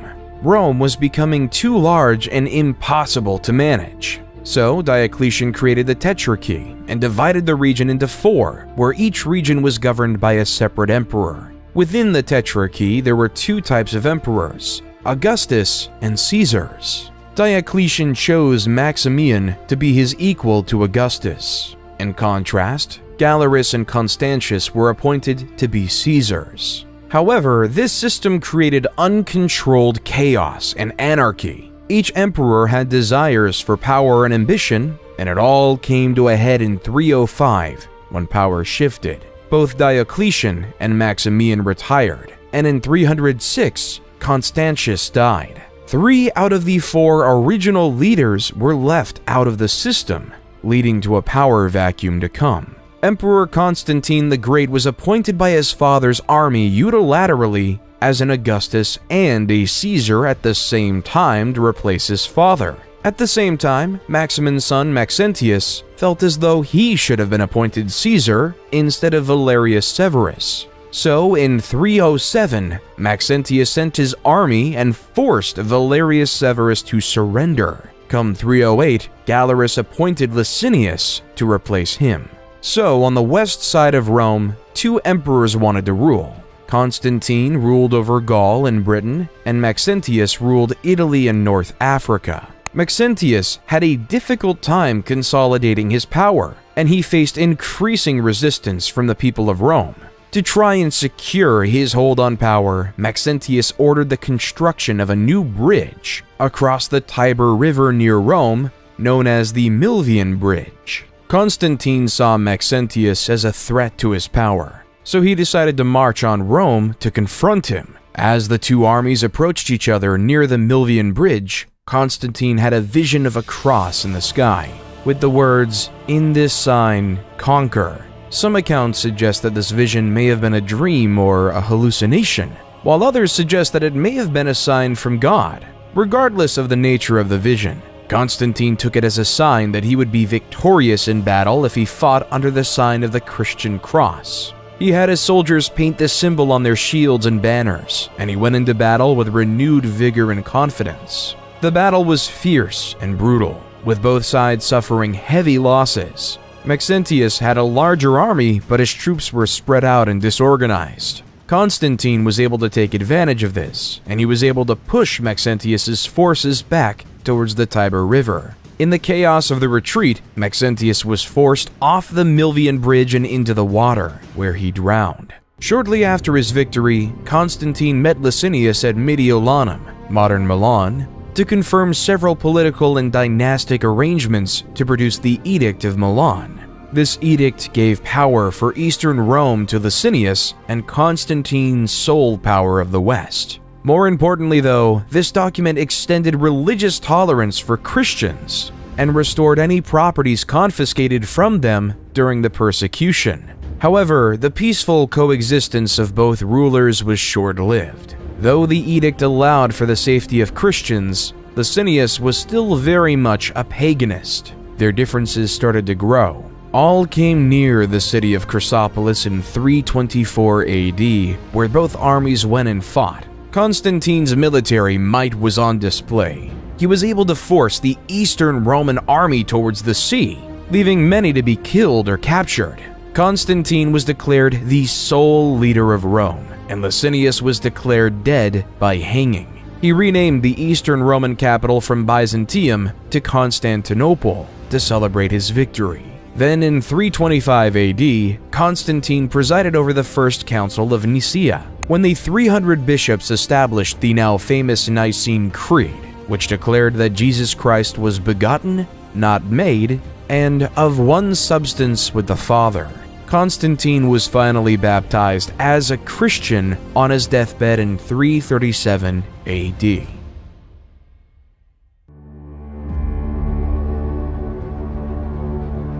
Come 370 AD, a new player was on the scenes. The Huns were a barbaric nomadic civilization who were masters of warfare. According to legends, they were taught horsemanship as early as the age of 3. Also, they would attack their own with a sword to teach them how to endure pain. These people weren't to be messed lightly with. When they crossed the Volga River in 370 on their horses and lusted for blood, the Alan civilization didn't stand much chance. 2 years later, they attacked the Ostrogoths, an eastern tribe of Germanic Goths who harassed the Roman Empire by frequently attacking their territories. By 376, the Huns had attacked the Visigoths, the western tribe of Goths, and forced them to seek sanctuary within the Roman Empire. As the Huns dominated Goth and Visigoth lands, they earned a new reputation as the new barbarians in town and seemed unstoppable. By 395 AD, they began invading Roman domains, and some Roman Christians believed they were devils who arrived straight from hell. The reason they started invading Rome was because of the death of Theodosius the Great. His shining achievement as emperor was keeping the Goths and the Huns at bay. But on death, he decided to follow the ideas of Diocletian and split the empire up again, splitting up control between his two sons, Arcadius in the east and Honorius in the west, making Theodosius the last leader of a united Rome. With Honorius in charge, the incapable general made Western Rome an easy target to be bullied. The Visigoths, looking for a new place to live, had their eyes set on Rome. So throughout the early 410s, the Visigoths ransacked various Roman cities. Then, on August 24th, 410, the Visigoths sacked Rome, taking control of this historic city. It was the first time in nearly 800 years that a foreign army occupied the city of Rome. However, the Visigoths couldn't maintain control of Rome. Instead, they continued to ransack Roman territories until they established their kingdom in 418 in modern-day Spain. While the prospects of existence weren't so much better in Eastern Rome, the notorious Attila the Hun was gaining power, and his brutal tactics called him the Scourge of God. After a failed peace attempt in 441, Attila and his army stormed through the Balkans and the Danube frontier. Another peace treaty was forged in 442, but Attila attacked again in 443, killing, ransacking, and pillaging his way to the well-fortified city of Constantinople. However, due to Constantinople's high walls, Attila couldn't conquer it. Instead, Attila was able to muster another peace agreement. He would leave Constantinople alone in exchange for an annual tribute of 2,100 pounds of gold, a staggering sum. Then in 451, the Huns invaded the Gauls, allowing the once enemies of the Visigoths and the Romans to wise up and work together to fight the Huns. According to legend, the night before the imminent battle, Attila consulted sacrificed bones and saw that thousands of his army would fall in the fight. The next day, his premonition came true. In the Battle of the Catalonian Plains, after hours of ferocious fighting, tens of thousands of soldiers lay dead, giving Attila his first and only military defeat in history. However, even after the loss, Attila and his army marched on and returned to Italy, continuously ravaging the cities. In 452, with Rome in sight, he met Pope Leo I, who acted as an emissary between Attila and Rome. There's no record of what they discussed. Still, according to legend, the apparitions of St. Paul and St. Peter appeared to Attila. They threatened to kill him if he didn't negotiate with Pope Leo I. Attila decided to pull out of Italy and return to the Great Hungarian Plain, whether because of his fear of the Pope and his saintly allies, or because of his troops were stretched too thin and weakened by malaria. However, the struggle for Western Rome wasn't over. In 476 AD, the young Emperor Romulus Augustus had trouble keeping power for himself, as many Romans felt he was illegitimate. So the Eastern Roman Empire sent the Germanic general Odoacer and his mercenaries to suppress a revolt by the Roman army in the region. However, instead of supporting the Eastern Roman Empire, Odoacer saw an opportunity to seize power for himself. He turned against the Roman government and deposed the last Western Roman emperor, Romulus Augustus, effectively marking the end of the Western Roman Empire. As the steps of his victory, Odoacer was declared the King of Italy. However, Odoacer's victory was short-lived, because in 493, Theodoric the Great of the Ostrogoths, with the support of Eastern Roman Emperor Zeno, came in and created the Ostrogothic Kingdom of Italy, sending Odoacer to meet his fate. While Europe was in the crux of a dark age, India, under the Gupta Empire, was in a mathematical golden age. Great mathematicians like Brahmagupta started using zero as a placeholder and as various solutions for mathematical equations. The astronomer Aryabhata was able to calculate the circumference of the Earth. He proved the world was round long before it was globally accepted. Aryabhata was also able to develop methods for calculating pi and square roots. However, his crowning achievement was creating the concept of an asymptote, which is a line that approaches the curve but never touches it.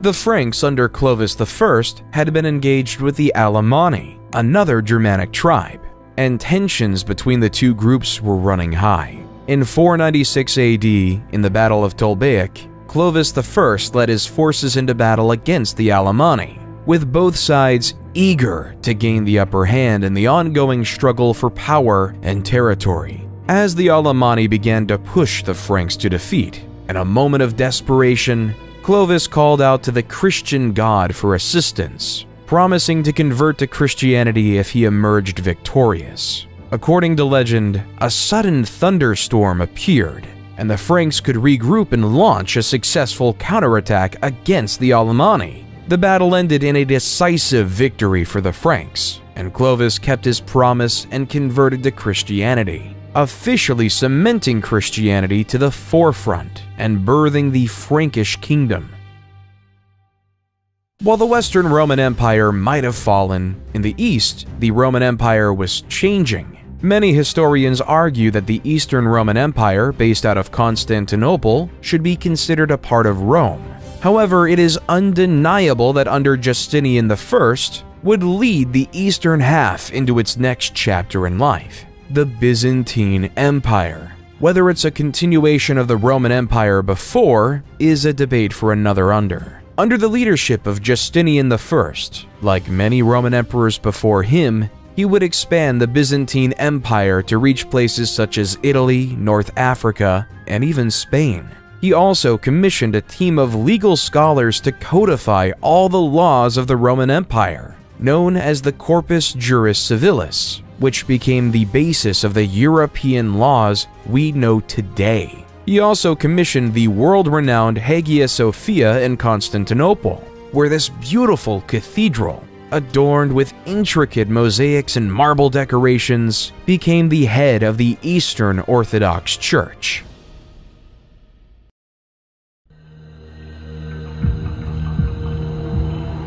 However, Jesus wasn't the only prophet at the time. In the small town of Mecca, a nomadic tribe called the Quraysh gave birth to a man who would change the religious world yet again: Muhammad. Muhammad was orphaned at an early age and was raised by his grandfather and later his uncle. As he grew up, he worked as a merchant, which earned him the nickname Al-Amin, meaning the trustworthy. On one of his pilgrimages in 610, Muhammad meditated in a cave on Mount Jabal Nur. The angel Gabriel appeared and relayed the word of God. Recite in the name of your Lord who creates a man from a clot. Recite, for your Lord is most generous, became the opening verses of Surah, chapter 96 of the Quran. At first, Muhammad was reluctant, not knowing how to disclose this information. However, soon enough, Muhammad began to gather a small following, which was mocked by the pagans of Mecca. However, when Muhammad denounced idol worship, the leader of Mecca knew that he was through. So through the resistance from Mecca, Muhammad and his followers were eventually forced to emigrate to Medina, a city 260 miles away. There, Muhammad was instrumental in ending various civil wars, creating a prosperous Muslim community. Nevertheless, this prosperity would be challenged by the members of Muhammad's old tribe, the Quraysh and their allies, who marched up to Medina with a large army to attack the Muslims. Muhammad devised a plan that they could defend the city if they dug a trench around its perimeter, making it near impossible for enemy forces to penetrate. For several weeks, the Quraysh tried to break through the trench, trying and trying yet again. Eventually, strong wind and heavy rain caused the Quraysh forces to abandon the siege, marking the Muslims as victorious. In 630, the Muslim army marched into Mecca, taking the city with minimum casualties. Muhammad gave amnesty to the enemy leaders who once opposed him, converting most of the Meccan population to Islam.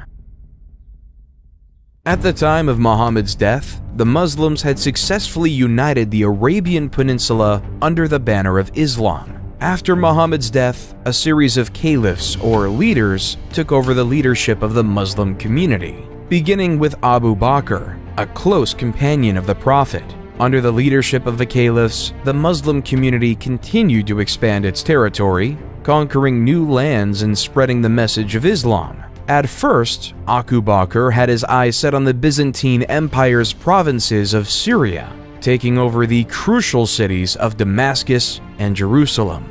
Then in 636, the Arab forces invaded the Sassanid Empire, taking over their capital city in 637, marking the end of the Sassanid Empire. Onward to Egypt they went, where after years of fighting, they successfully defeated the Byzantine to take over the city of Alexandria in 642 AD, economically crippling the Byzantines. By 716, the Arab forces had conquered much of North Africa, Carthage, and Spain, so that by 716, the Arabs had an extensive empire from Lisbon to China.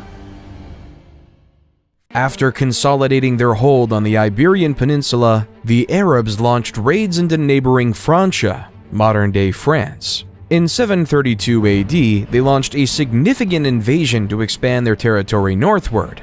The Arabs' forces, led by Emir Abdul Rahman al-Ghafiqi, quickly conquered several cities in the region, including Bordeaux and Tours. However, Charles Martel, the military leader of the Franks, assembled a large army to meet the Arabs in battle. The battle of Christianity versus Islam. Both empires wanted to keep their own faith. The Arabs wanted to impose their religion onto the Franks. The two forces clashed near Tours on October 10, 732 AD. The battle was fierce and lasted several days, with both sides suffering heavy casualties. In the end, though, Charles Martel and the Franks emerged victorious, and the Arab forces were forced to retreat back to Spain, ending the massive expansion of the Arabic Empire.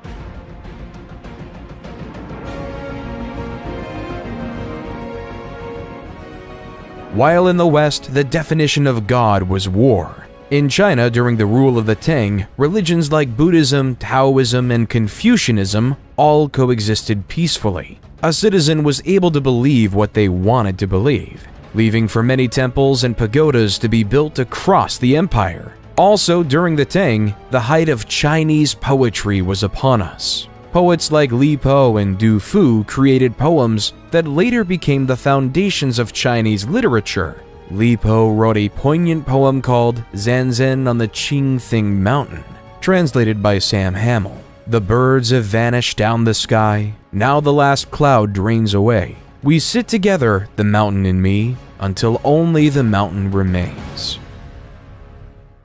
Charlemagne, also known as Charles the Great, became the king of the Franks in 768. Charlemagne was a skilled military leader who expanded the Frankish Empire through successful campaigns. He conquered much of Western Europe, including modern-day France, Germany, Italy, and Spain.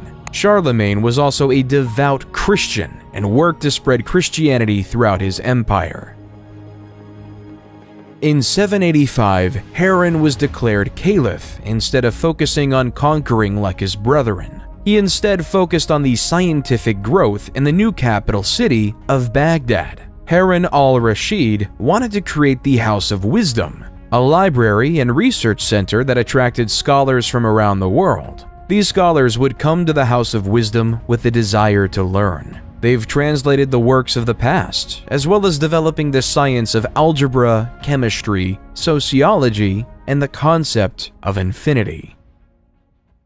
While the Vikings had a different idea of progress. The Vikings were a group of uncivilized pagans from modern-day Scandinavia who wanted to gain material wealth. So June 8, 793 AD marked the beginning of the Viking Age in Europe. Lindisfarne was a small, isolated island off the northeast coast of England that was home to a famous monastery and considered one of Europe's most important centers of learning. On the day of the raid, a group of Viking warriors, likely from Norway or Denmark, landed on the island and attacked the monastery. The Vikings pillaged the monastery, killing many monks and taking others as slaves. The raid was a brutal and unexpected attack on a place of great religious and cultural significance, and it sent shockwaves throughout Europe.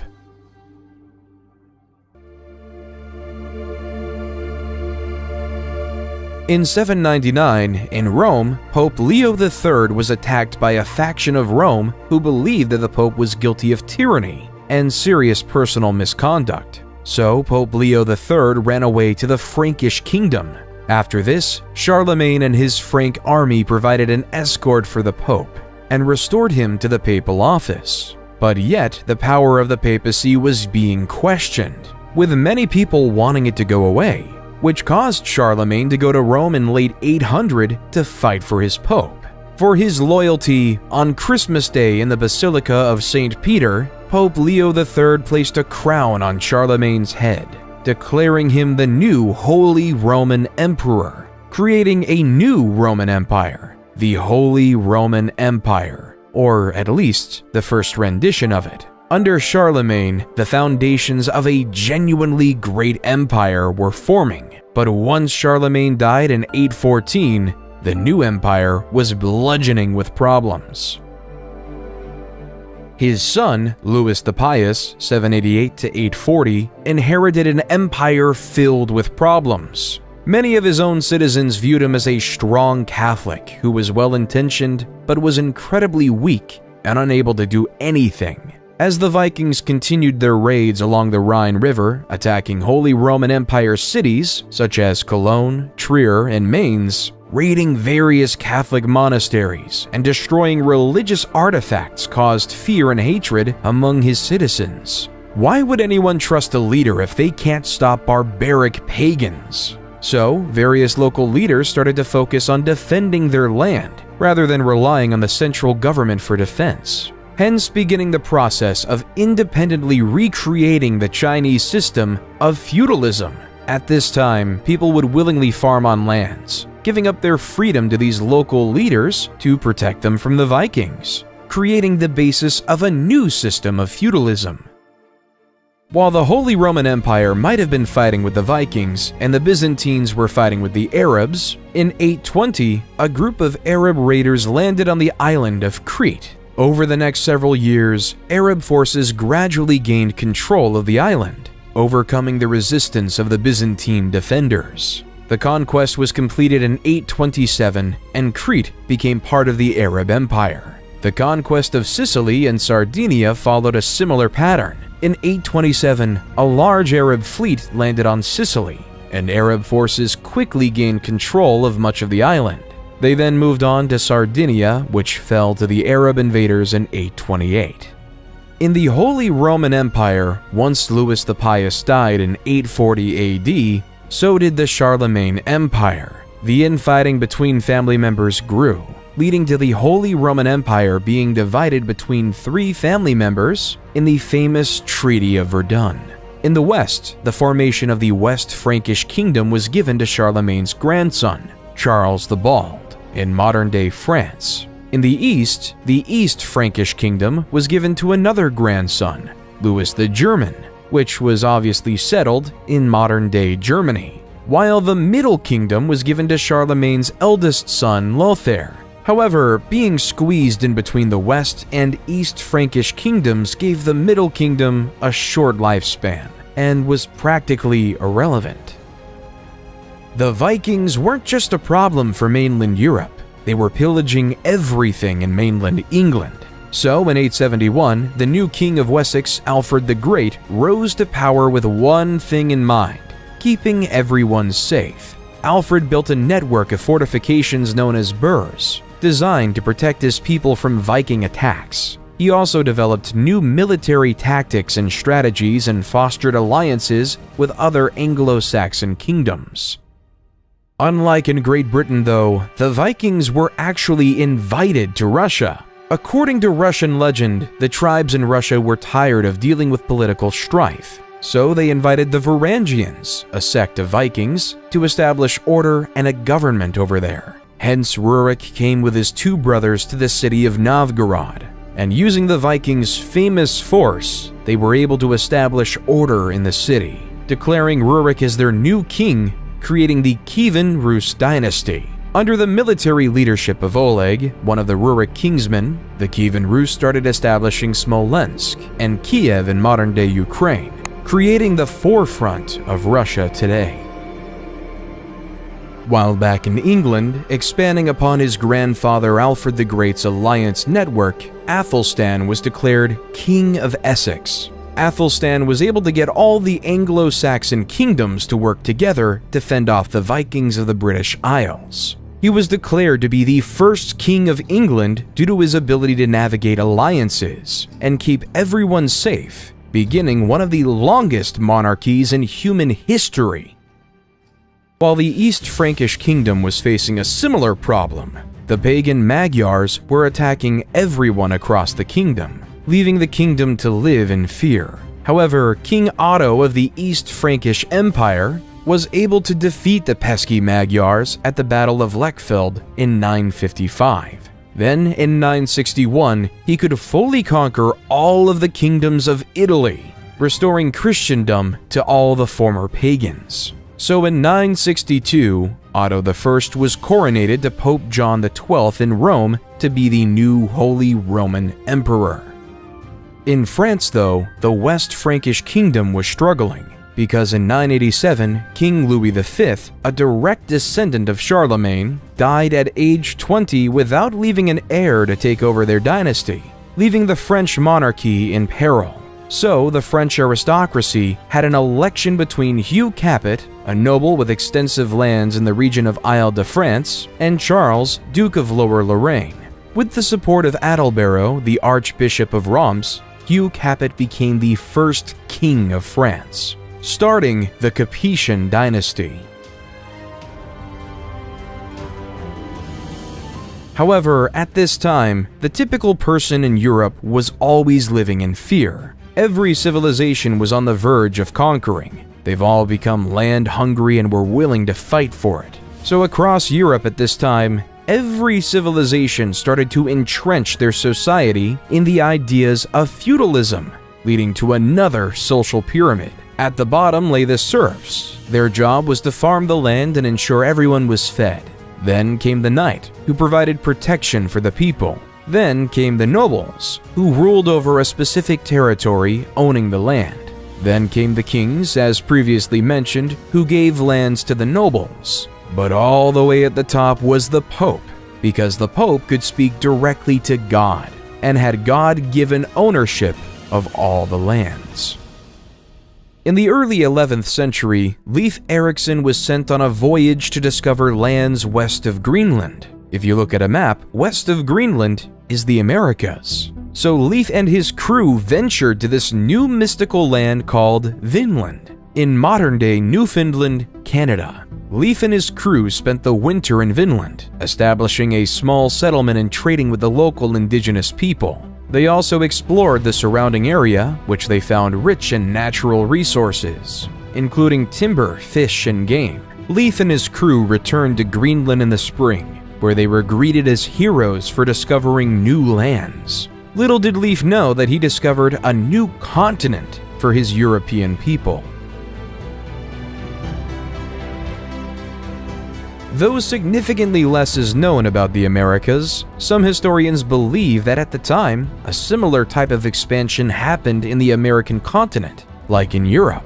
Sadly, we just don't have the historical records from this unique period. We know that the Mayans down in South America were building the impressive cities of Tikal, Palenque, and Chichen Itza, having a population of anywhere between 2 and 10 million. We also know that there were various tribes across the north, including the Cherokee, the Navajo, and the Inuits. The Inuits are most likely to have interacted with Leif's fleet. While back in Europe, in the holy city of Jerusalem laid the very famous church, the Church of the Holy Sepulchre. According to Christian belief, this church was built on the day Jesus was crucified and resurrected. However, in 1009 AD, Arab Caliph al-Hakim ordered the destruction of this sacred holy site. All of the sacred sites were destroyed, leaving them completely annihilated. When the news reached Europe, Christians were horrified. Pope Sergius IV sent a circular letter to all churches, calling for a holy fight in the Middle East and the expulsion of Muslims from the Holy Land. But yet the Arabs of the Abbasid Caliphate would actually be expelled by another before Jerusalem. The Seljuk Turks, a Central Asian Turkic people of the Muslim faith, were beginning to grow their empire. In 1055, they took over the Abbasid Caliphate capital city of Baghdad. The Seljuk Turks initially respected the caliph, but the Seljuks took over the city over time. In 1076, they captured Medina, followed the next year by the capturing of Mecca, the holiest city in Islam.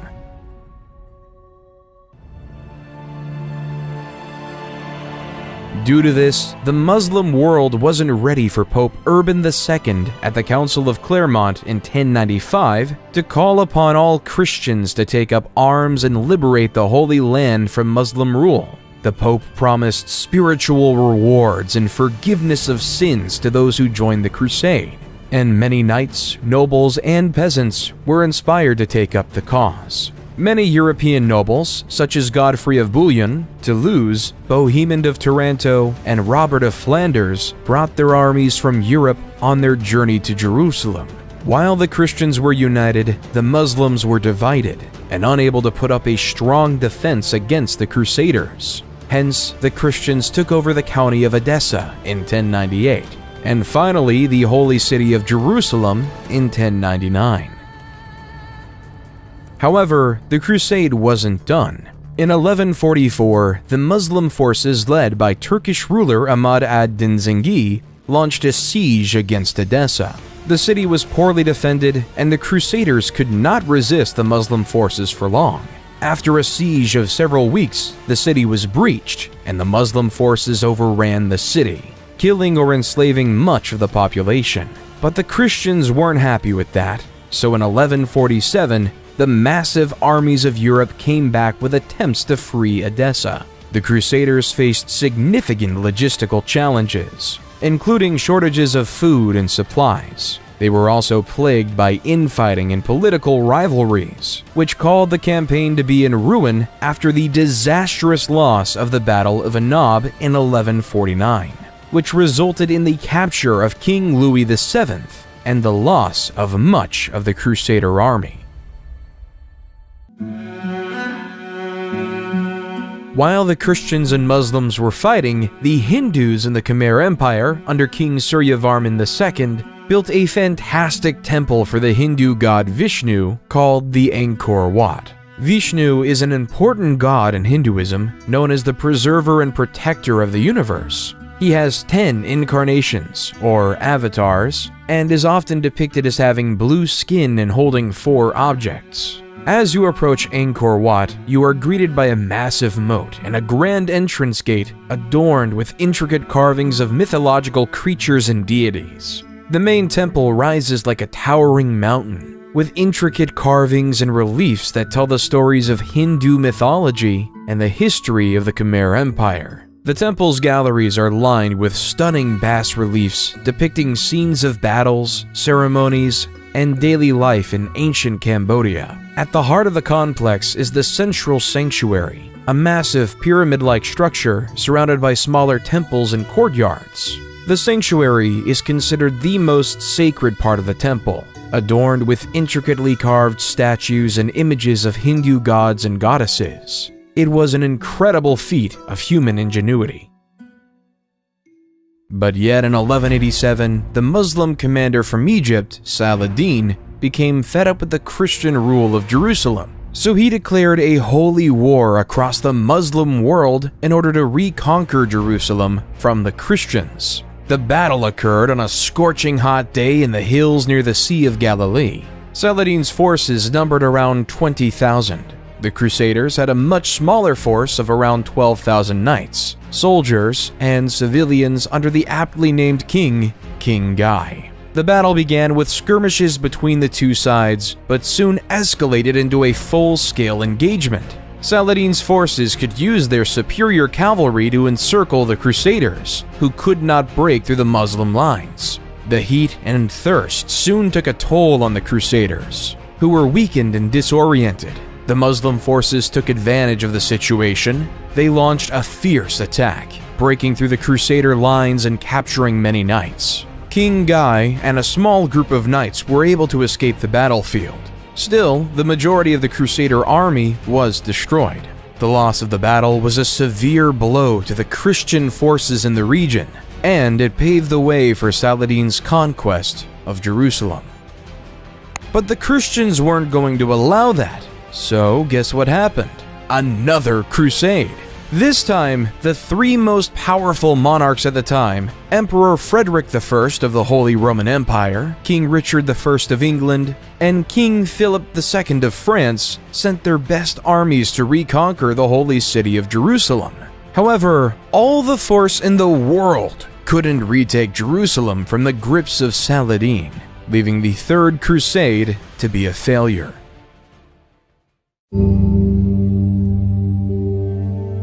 Genghis was born to a mother kidnapped by his father and forced into marriage. Legend holds that he came into this world clutching a blood clot in his right hand. Before he turned 10, his father was poisoned to death by an enemy clan. Genghis's clan then deserted him, his mother, and his 6 siblings to avoid having to feed them. However, he soon began to make friends with the other clans throughout the Mongolian mountainside. By 1206, he had united all the various tribes, uniting 1 million people. For the time, Genghis was quite progressive. He made it illegal to sell and kidnap women, banished the idea of enslavement of any Mongol, and even allowed freedom of religion. When it came to war, though, Genghis was as barbaric as the next one. His first campaign was against the Shisha kingdom in 1209. His army of mostly cavalrymen on horses quickly outnumbered and destroyed the kingdom. His next target was the Jin dynasty in China. From 1211 to 1214, the outnumbered Mongols ravaged the countryside, causing food shortages, resulting in the Jin army killing tens of thousands of their own peasants just so their elites could live.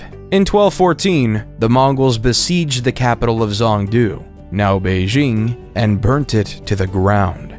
In the early 13th century, King John was facing increasing pressure from his barons, who were demanding greater rights and protections under the law. In response to their demands, John agreed to meet with the barons and negotiate a settlement. The result of these negotiations was the Magna Carta, a document that set out a series of rights and freedoms that the king could not violate. Among these rights were the right to a fair trial, the right to due process of law, and the right to be protected from arbitrary arrest and imprisonment. The Magna Carta also established the principle of habeas corpus, which required the government to produce a prisoner in court and provide a lawful reason for their detention. This principle has been a cornerstone of modern legal systems around the world. Then in 1217, there was another crusade, this time led by King Andrew II of Hungary and Duke Leopold VI of Austria, with the same goal in mind: to take over Jerusalem. The Crusaders successfully captured the city of Damietta in 1219, but they could not advance further into Egypt. After a series of setbacks, including capture and imprisonment of many crusaders, the Christian forces were forced to abandon their campaign in Egypt. The Crusaders eventually agreed to a treaty with the Muslim forces, allowing them to leave Egypt unharmed, but without achieving their ultimate goal. Genghis Khan wasn't done though. In 1219, went to war against the Khwarezm Empire in present-day Turkmenistan, Uzbekistan, Afghanistan, and Iran. During his raids, the Mongol hordes swept through one city after another, taking over the likes of Bukhara, Samarkand, and Urgench. Skilled workers such as carpenters and jewelers were usually saved, while aristocrats and resisting soldiers were killed. Unskilled workers, meanwhile, were often used as human shields during the next assault. No one knows with any certainty how many people died during Genghis Khan's wars, in part because the Mongols propagated their vicious image as a way of spreading terror. At Genghis Khan's death, he controlled a massive territory from the Sea of Japan to the Caspian Sea. However, even more impressively, around 8% of the men in South Asia descend from Genghis Khan today. In 1228, Emperor Frederick II of the Holy Roman Empire tried to conquer the Holy Land, but failed, ending the Sixth Crusade. Of course, the Holy Roman Empire couldn't be the only one crusading. King Louis IX of France in 1248 decided to start the Seventh Crusade to retake Jerusalem, but he was taken prisoner by the Muslims and forced to pay a hefty ransom as he retreated. However, that didn't deter King Louis IX, because in 1270 he was at it again, trying to free Jerusalem from the grips of Muslim rule, but this time he died of dysentery. Once King Louis IX died, his troops retreated, creating the eighth and final time there was a crusade. In England, though, in 1295, England was making a diplomatic headway. In a letter summoning Parliament, King Edward I wrote, "Since a most righteous law of the emperors ordains that what touches all should be approved by all, so it appears that common dangers should be met by remedies agreed upon in common. As King Edward, I would then request 1/10 of the incomes of nobles and 1/11 of the income of knights, creating one of the first parliaments we would see in the New Age." While down in Africa, a leader of extravagant wealth, Mansa Musa, was gaining power. On his famous Hajj, a religious Muslim pilgrimage to Mecca that every Muslim should make at least once in his life, Mansa Musa, with his caravan of camels and an army of scholars, gave vast amounts of gold to any poor person he saw, hence crashing all of the economies in northern Africa due to the inflation of gold. When Mansa Musa returned to Mali, he made it his life purpose to make Timbuktu the Muslim capital of knowledge. So Mansa Musa invested heavily in building the University of Sankore. Various Islamic faith scholars quickly made their way to Sankore to study Islamic theology, law, and literature with over 1 million manuscripts. Mansa Musa was also a very religious man with a policy that he commissioned a new mosque every Friday. However, sadly though, only the Djinguereber Mosque in Timbuktu stood the test of time.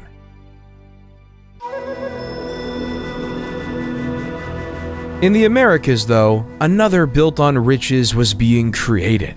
As Aztec legend has it, the god Huitzilopochtli directed them to build where they saw an eagle perched on a cactus, eating a snake. When they saw this exact scene on an island located in what was once Lake Texcoco, they interpreted it as a sign from their god, and founded Tenochtitlan on that island.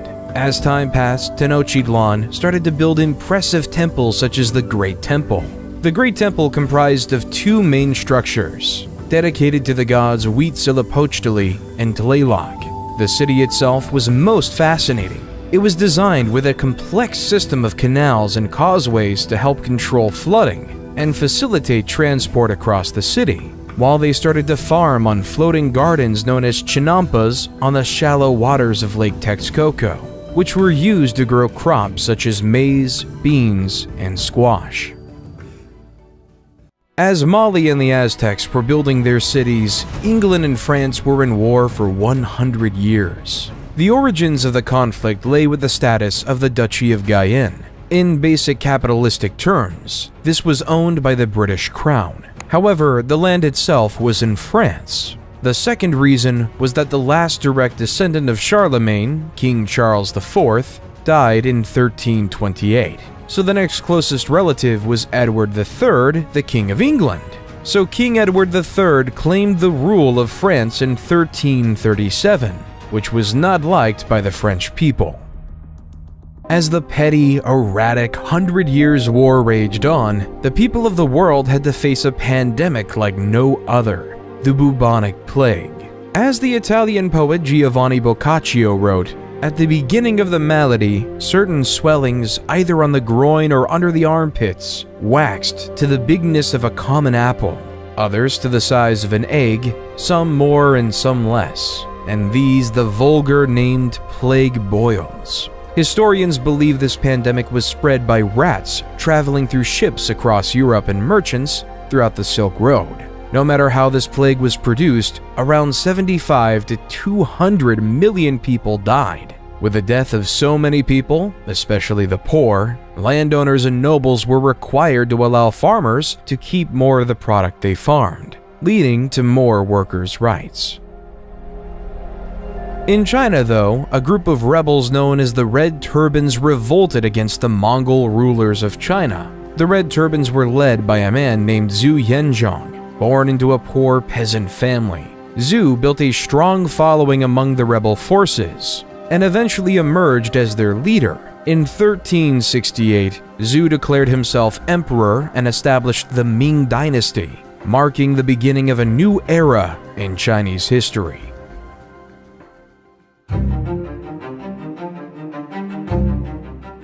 In 1428, at the age of 16, Joan left her home in the village of Domremy and traveled to the court of Charles VII, where she asked for permission to lead the French army against the English. At first, her request was met with skepticism and disbelief. Still, Joan persisted and eventually won the support of the French commanders. Joan's first major military victory came in the Siege of Orleans in 1429. She led the French troops in a series of daring attacks on the English forces, and she broke the siege and liberated the city. This victory boosted French morale and helped to turn the tide of the war in their favor. Over the next several months, Joan led the French army to victories against the English, including the Battle of Patay in June 1429. However, her success also made her enemies in the English and French court. In 1430, she was captured by the English and put on trial for heresy and witchcraft.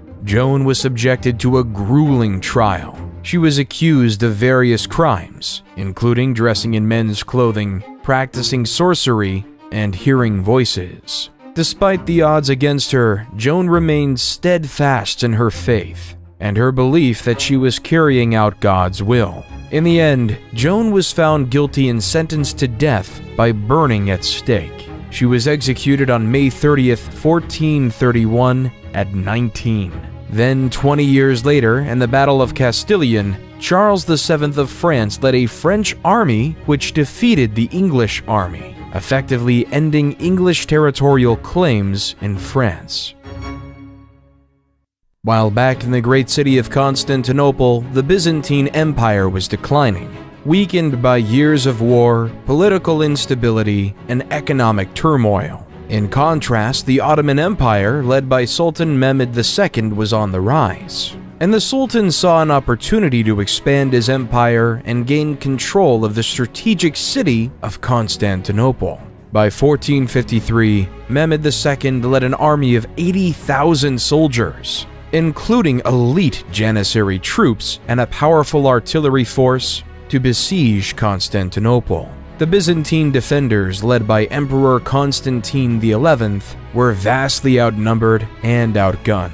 They faced a seemingly impossible task to hold off the Ottoman assault. The Ottomans bombarded the city with artillery for nearly 2 months, causing extensive damage to the walls and fortifications. The Byzantine defenders, meanwhile, struggled to maintain morale and keep their troops fed and supplied. Then, on the fateful day, May 29, 1453, the Ottomans launched a massive assault on the city. Climbing up, covered by siege towers, they were able to breach the walls and gain access to the city. Despite putting up a valiant defense, the Byzantine defenders were overwhelmed, and the Ottomans were able to storm the city and capture the capital, causing the Great Byzantine Empire to fall. In 1453, all paths no longer led to Rome, and all traces back to the empire of Caesar were erased. It was replaced by the beginning of utter Ottoman domination in the region, ushering in a new era of Turkish power and influence in the Mediterranean.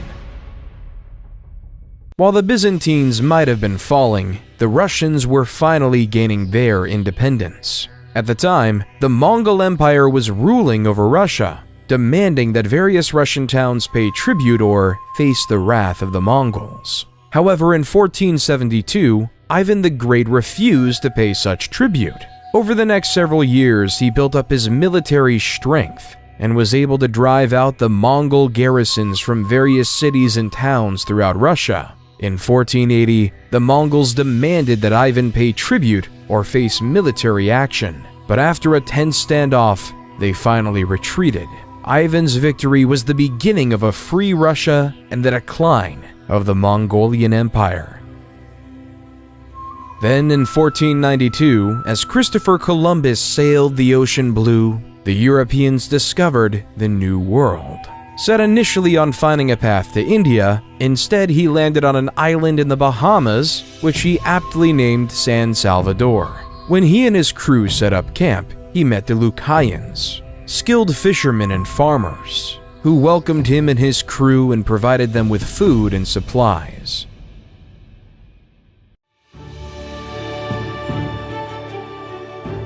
While back in Europe, a golden age of culture was upon us. In 1503, Leonardo da Vinci painted the Mona Lisa. Da Vinci's biographer, Walter Isaacson, says, "The Mona Lisa, to me, is the greatest emotional painting ever done. The way the smile flickers makes it a work of art and science because Leonardo understood optics, the muscles of the lips, and how light strikes the eye. All of it goes into making the Mona Lisa smile so mysterious and elusive." In 1504, Michelangelo sculpted David. Michelangelo would say, "In every block of marble, I see a statue as plain as though it stood before me, shaped in perfect in attitude and action. I have only to hew away the rough walls that imprison the lovely apparition to reveal it to the other eyes as mine see it." While in 1506, Michelangelo was painting the magnificent painting of the Sistine Chapel. While in the political world, Niccolò Machiavelli is one of, if not the most influential, pieces of literature we have today. The Prince is a political manifesto that comments on the past civilizations we've heard about in this video. Machiavelli writes, "It is much safer to be feared than loved, because Love is preserved by the link of obligation, which, owing to the baseness of men, is broken at every opportunity for their advantage. But fear preserves you by a dread of punishment which never fails. Think about the ordinary farmer. Think about the man who spends generations of their life farming, giving heavy taxes to a noble lord for doing nothing except protecting them. Why won't the farmers rebel? It's because they're afraid of what would happen without their leaders. Without the elites, the Huns or the Mongols can come to your farm and destroy you on their own. So you live in fear as to what might happen to you, leaving you to give your wheat to said leader.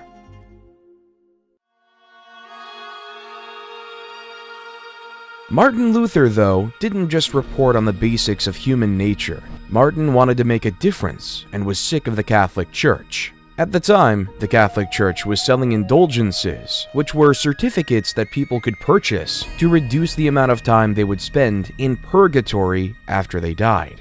Luther believed this practice was corrupt and went against the Bible's teachings, which emphasized the importance of repentance and faith over material wealth. In protest, he wrote a series of 95 theses, or arguments, challenging the Church's authority and calling for reform. On October 31st, 1517, Luther nailed his 95 Theses to the door of the castle church in Wittenberg, which was a common way of announcing a public debate or discussion. Luther's 95 Theses sparked a debate within the church and among European scholars and theologians. Some people agreed with his criticisms of the church, while others saw him as a heretic and a threat to the established order. The beginning of Protestantism was upon us. In 1519, though, the Spanish conquistadors, under the leadership of Hernan Cortés, arrived on the Aztec shores. They were greeted by the Aztecs, who gave gifts of gold and silver of incredible wealth to the Spanish, as they believed that the Spaniards were emissaries of the god Quetzalcoatl. However, Cortés soon revealed his true intentions: to conquer the Aztec Empire and claim its wealth for Spain. Over several years, Cortés and his forces engaged in a series of battles with the Aztecs, marked by intense violence and brutality. The Spanish were aided by their superior military technology, including guns and cannons, and by the support of indigenous allies, who were the enemies of the Aztecs. Despite being vastly outnumbered, Cortés and his men made significant gains against the Aztecs, eventually laying siege to their capital city of Tenochtitlan. After months of fighting, the city fell to the Spanish in 1521, and the Aztec Empire was effectively destroyed. Then, following the strategy of Cortés, Francisco Pizarro led an expedition that conquered the Incan Empire in present-day Peru. Though the violence was authoritarian, the biohazards were even more demanding. The Europeans, due to having survived illnesses such as the bubonic plague and smallpox, developed immunity to many of these diseases that they've, one way or another, spread to the native people, essentially over time, killing them off.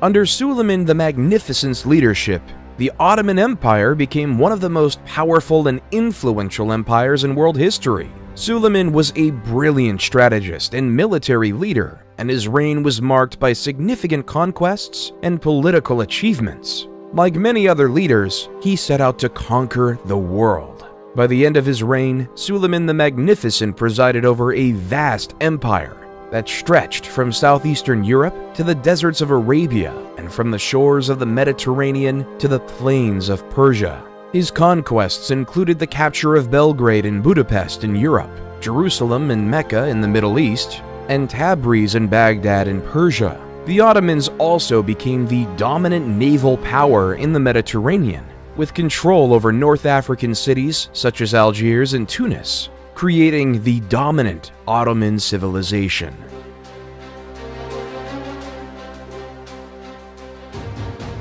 But yet, all things fall when one is in love, and the murder-happy King Henry had fallen in love with Anne Boleyn and was desperate to marry her.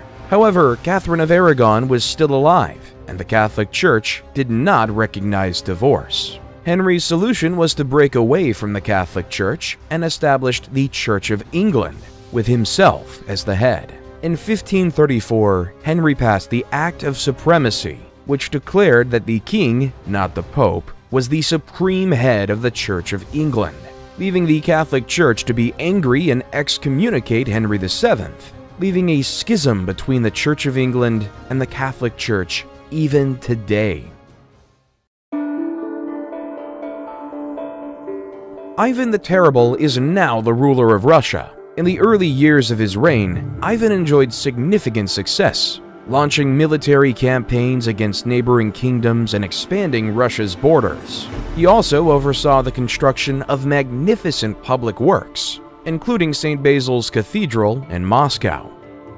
However, as Ivan grew older, he became increasingly paranoid and erratic. He launched a series of brutal purges and executions, targeting anyone he perceived as threatening his power. He also had a volatile temper, lashing out at advisors and nobles who dared to question his decisions. In 1560, Ivan suffered a devastating personal loss when his beloved wife Anastasia died. This event seems to have triggered a significant psychological breakdown, and Ivan became increasingly unstable and violent. He launched a series of bloody campaigns against his own people, including the notorious Oprichnina, a campaign of terror and repression that killed thousands of Russians and destroyed countless homes and families, truly deserving of the name Terrible. While Russia was going through that, England was on the rise with the start of the English Renaissance under the leadership of Queen Elizabeth I. Elizabethan playwrights dominated the scene, creating written words that were poetic in language and poignant in meaning.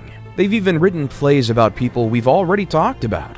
William Shakespeare wrote many plays, including Histories, Julius Caesar, which was about the assassination of Julius Caesar, King John, which was about the 100 Years' War, and Henry VII was a play about showing human needs to gain power. Other notable playwrights who filled the scene were Christopher Marlowe, Ben Jonson, and John Webster.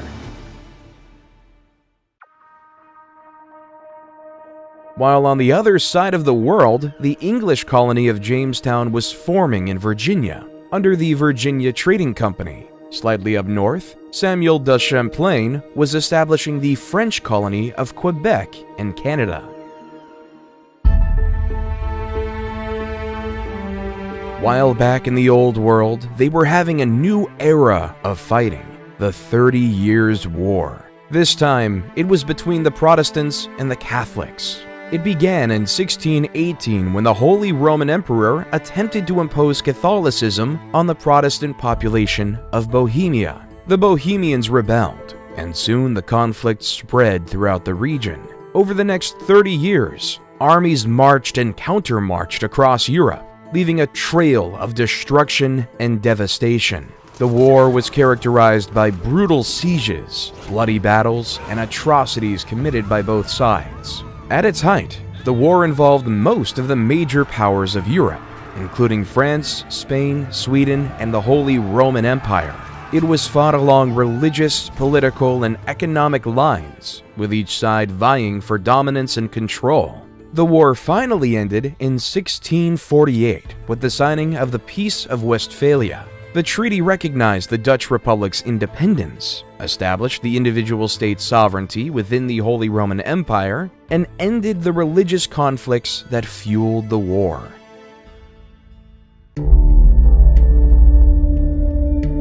While in China, the Ming court was plagued by corruption, factionalism, and economic decline. The emperor at the time, Chongzhen, faced mounting pressure from his advisors to strengthen the military and defend against the Manchu threat. However, his efforts were hindered by infighting among officials and a lack of resources. In 1644, the Manchu army, led by Prince Dorgon, launched a massive invasion of China. The Ming army, weakened by years of neglect and corruption, was no match for the highly disciplined and skilled Manchu forces. The Manchus quickly conquered Beijing and installed their puppet emperor, ending the Ming dynasty, continuing the cycle of dynasties in China.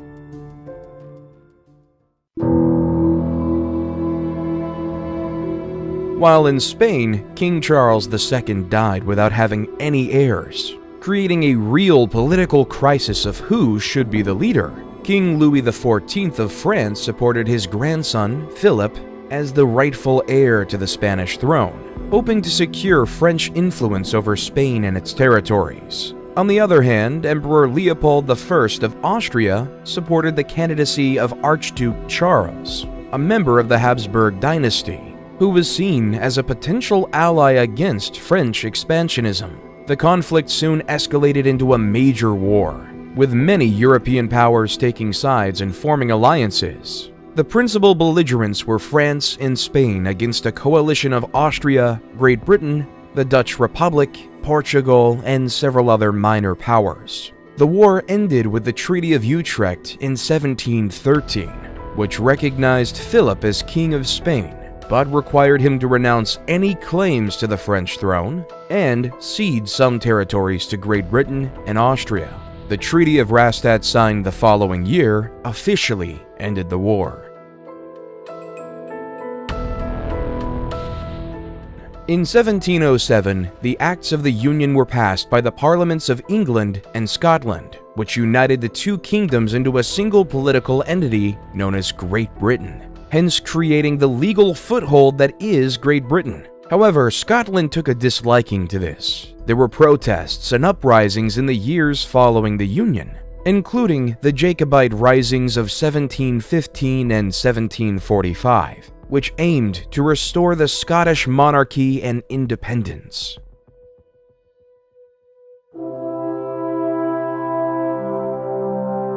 Then, on July 4th, 1776, a group of American patriots stood in a room in Philadelphia, signing a document that would say the words, "We hold these truths to be self-evident, that all men are created equal, that they are endowed by their Creator with certain unalienable rights, that among these are life, liberty, and the pursuit of happiness."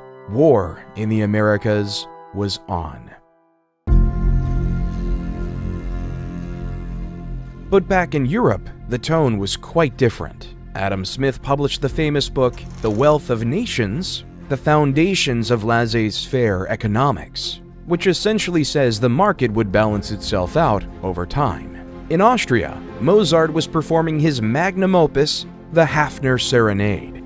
Mozart's Hafner Serenade is a charming and elegant work featuring courtly dance music and light, lyrical melodies. Its graceful melodies, subtle harmonies, and elegant instrumental writing characterize it.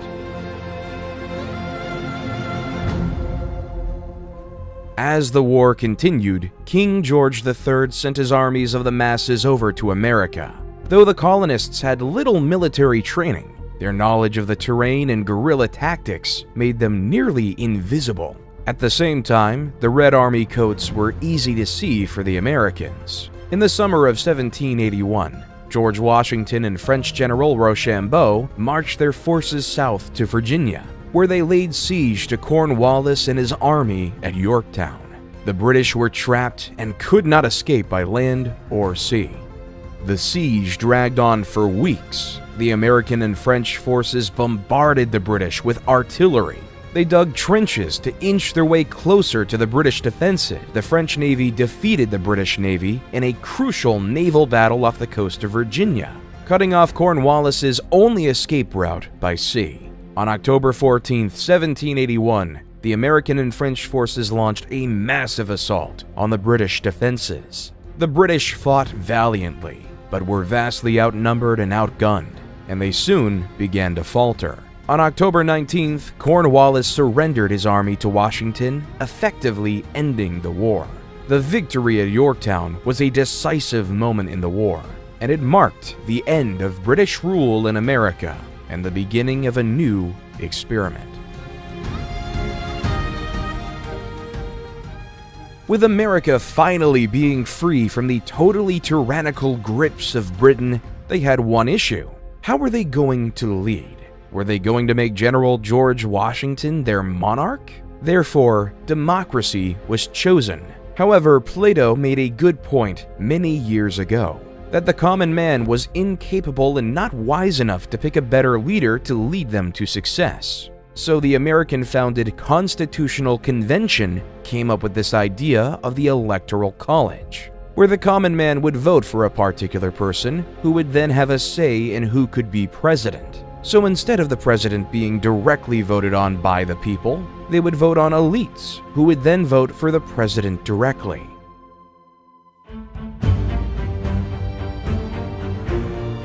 The French then noticed how well the American Revolution went. At the time, the French were ruled by King Louis XVI and his wife, Queen Marie Antoinette. As Queen Marie Antoinette told the peasants, "Let them eat cake," the people of France got together. They decided they wanted more say in how the country was run, and they formed a group called the National Assembly and started making new laws to give them more rights. One of the most famous events of the French Revolution was the storming of the Bastille. This was a prison that represented the king's power, and the people wanted to show that they were not afraid of him.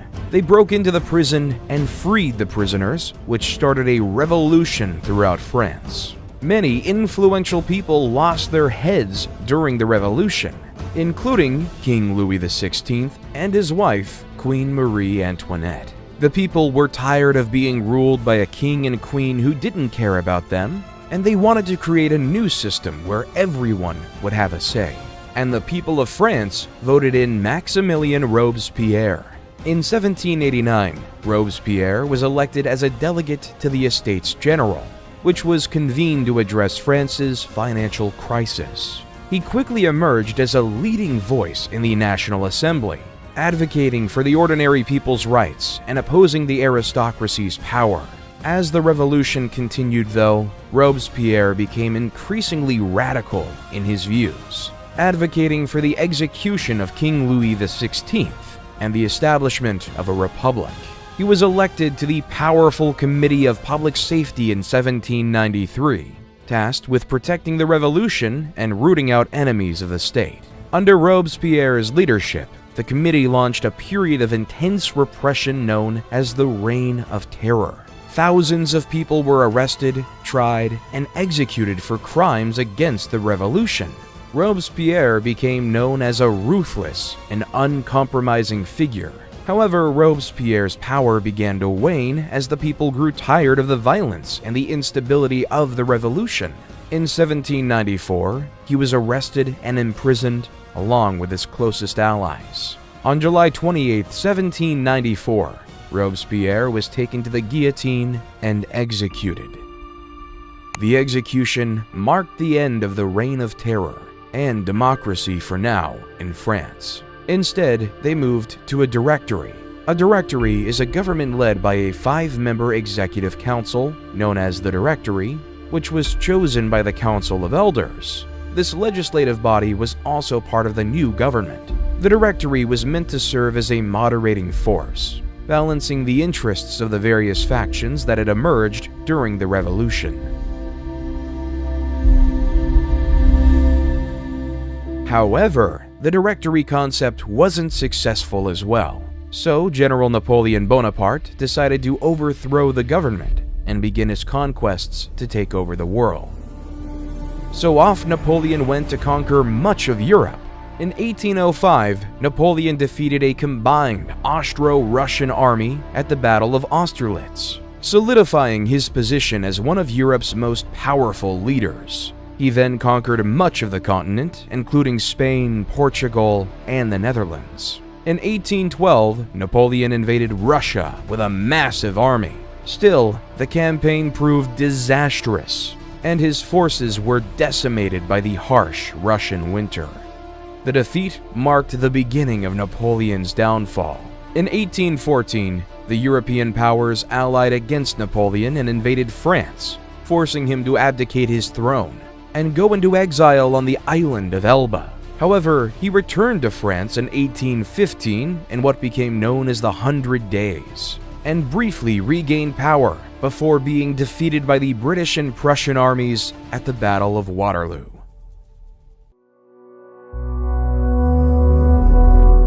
While back in the Americas, Simón Bolívar was on his military campaigns to free Latin American countries from the grasp of the Spanish colonial rule. Bolívar began his military campaigns in Venezuela in 1810, where he led a successful uprising against the Spanish colonial authorities. He then moved on to Colombia, where he won a series of important victories against the Spanish, including the Battle of Boyacá in 1819, which secured the independence of Colombia. Bolívar then turned his attention to Ecuador and Peru, where he won a series of decisive battles that helped secure both countries' independence. He captured the city of Lima in 1824, effectively ending Spanish control of Peru. Bolívar's final military campaign was in Bolivia, where he led the fight for independence against the Spanish in 1825. Bolivia was named in honor of Bolívar, who played a critical role in its liberation.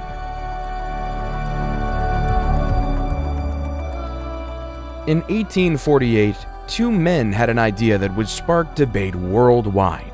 Karl Marx and Friedrich Engels wrote the book called The Communist Manifesto, which is a book about the idea of communism, where instead of a capitalistic system, where the nobles or bourgeois own everything and the workers and proletariats work for slave wages, instead, what if the proletariats owned the means of production and all worked together? As Marx and Engels would write, let the ruling classes tremble at a communistic revolution. The proletarians would have nothing to lose but their chains, and they have, and they'd to win. They would also write, the need for a constantly expanding market for its products chases the bourgeoisie over the whole surface of the globe. It must nestle everywhere, settle everywhere, establish connections everywhere.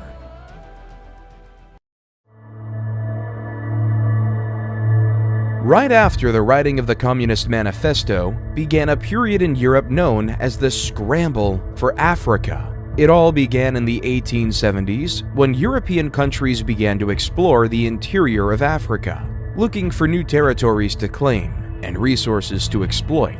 At first, the European powers were cautious, sending explorers and missionaries into Africa to establish trade networks and alliances with local leaders. However, as competition increased, the European powers became more aggressive in their tactics. They used military force to establish colonies and protectorates, and they engaged in diplomatic maneuvering and propaganda campaigns to gain the support of local populations. One of the most ruthless tactics the European powers used was dividing Africa into artificial borders and creating new ethnic and linguistic divisions. This created tensions and conflicts between different African groups, which the Europeans used to their advantage, creating a European stronghold over the continent of Africa to increase their profits. The scramble for Africa came to an end as a result of several factors, including changing international politics, economic realities, and rising African nationalism. One of the key factors that contributed to the end of the scramble for Africa was the changing balance of power in Europe. By the early 20th century, European powers were increasingly focused on competition with each other, particularly in Europe itself, and were less interested in acquiring new colonies in Africa. This was due in part to the growing tensions between European powers that would eventually lead to the outbreak of World War I in 1914. Because on June 28, 1914, a shot was heard around the world with the assassination of Archduke Franz Ferdinand. Franz Ferdinand was the heir to the throne of Austria-Hungary, and his assassination by a Serbian nationalist named Gavrilo Princip sparked a diplomatic crisis that quickly escalated into a global conflict. In the aftermath of the assassination, Austria-Hungary declared war on Serbia, triggering a complex web of alliances and treaties that drew other countries into the conflict. Germany, an ally of Austria-Hungary, declared war on Russia and France, while Great Britain, which had a treaty with Belgium, declared war on Germany. Within weeks, most of Europe was embroiled in a brutal and devastating conflict. In November 1918, after 4 years of brutal fighting, the Allied powers and the Central Powers agreed to an armistice. effectively bringing an end to the war and the demise of the Ottoman Empire. On November 11th, the armistice went into effect, and the guns fell silent across Europe.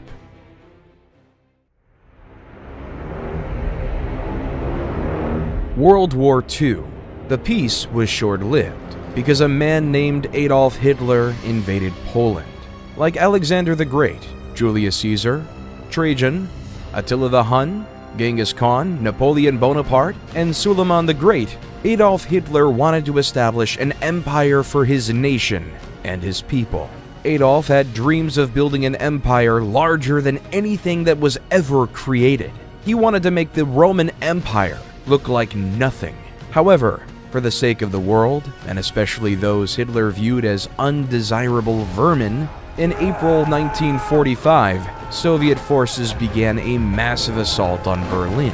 After weeks of intense fighting, the city fell on May 2nd, and German forces surrendered. Meanwhile, Allied forces were closing in from the west, and on May 7th, Germany signed an unconditional surrender, officially ending the war in Europe. A few months later, after the bombings of Nagasaki and Hiroshima, Japan surrendered as well, leaving the war to be over.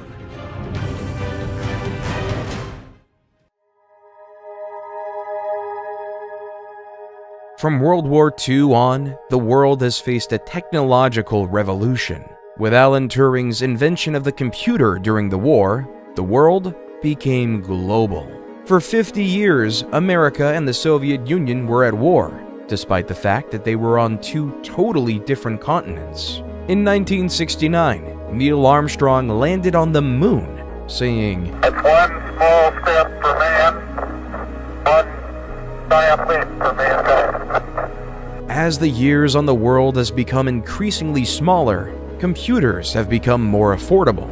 Cell phones changed the way we communicated with one another. Let's go back to the story of a man named Gilgamesh on his quest for immortality. At the end of the poem, Gilgamesh realizes, life, which you look for, you will never find.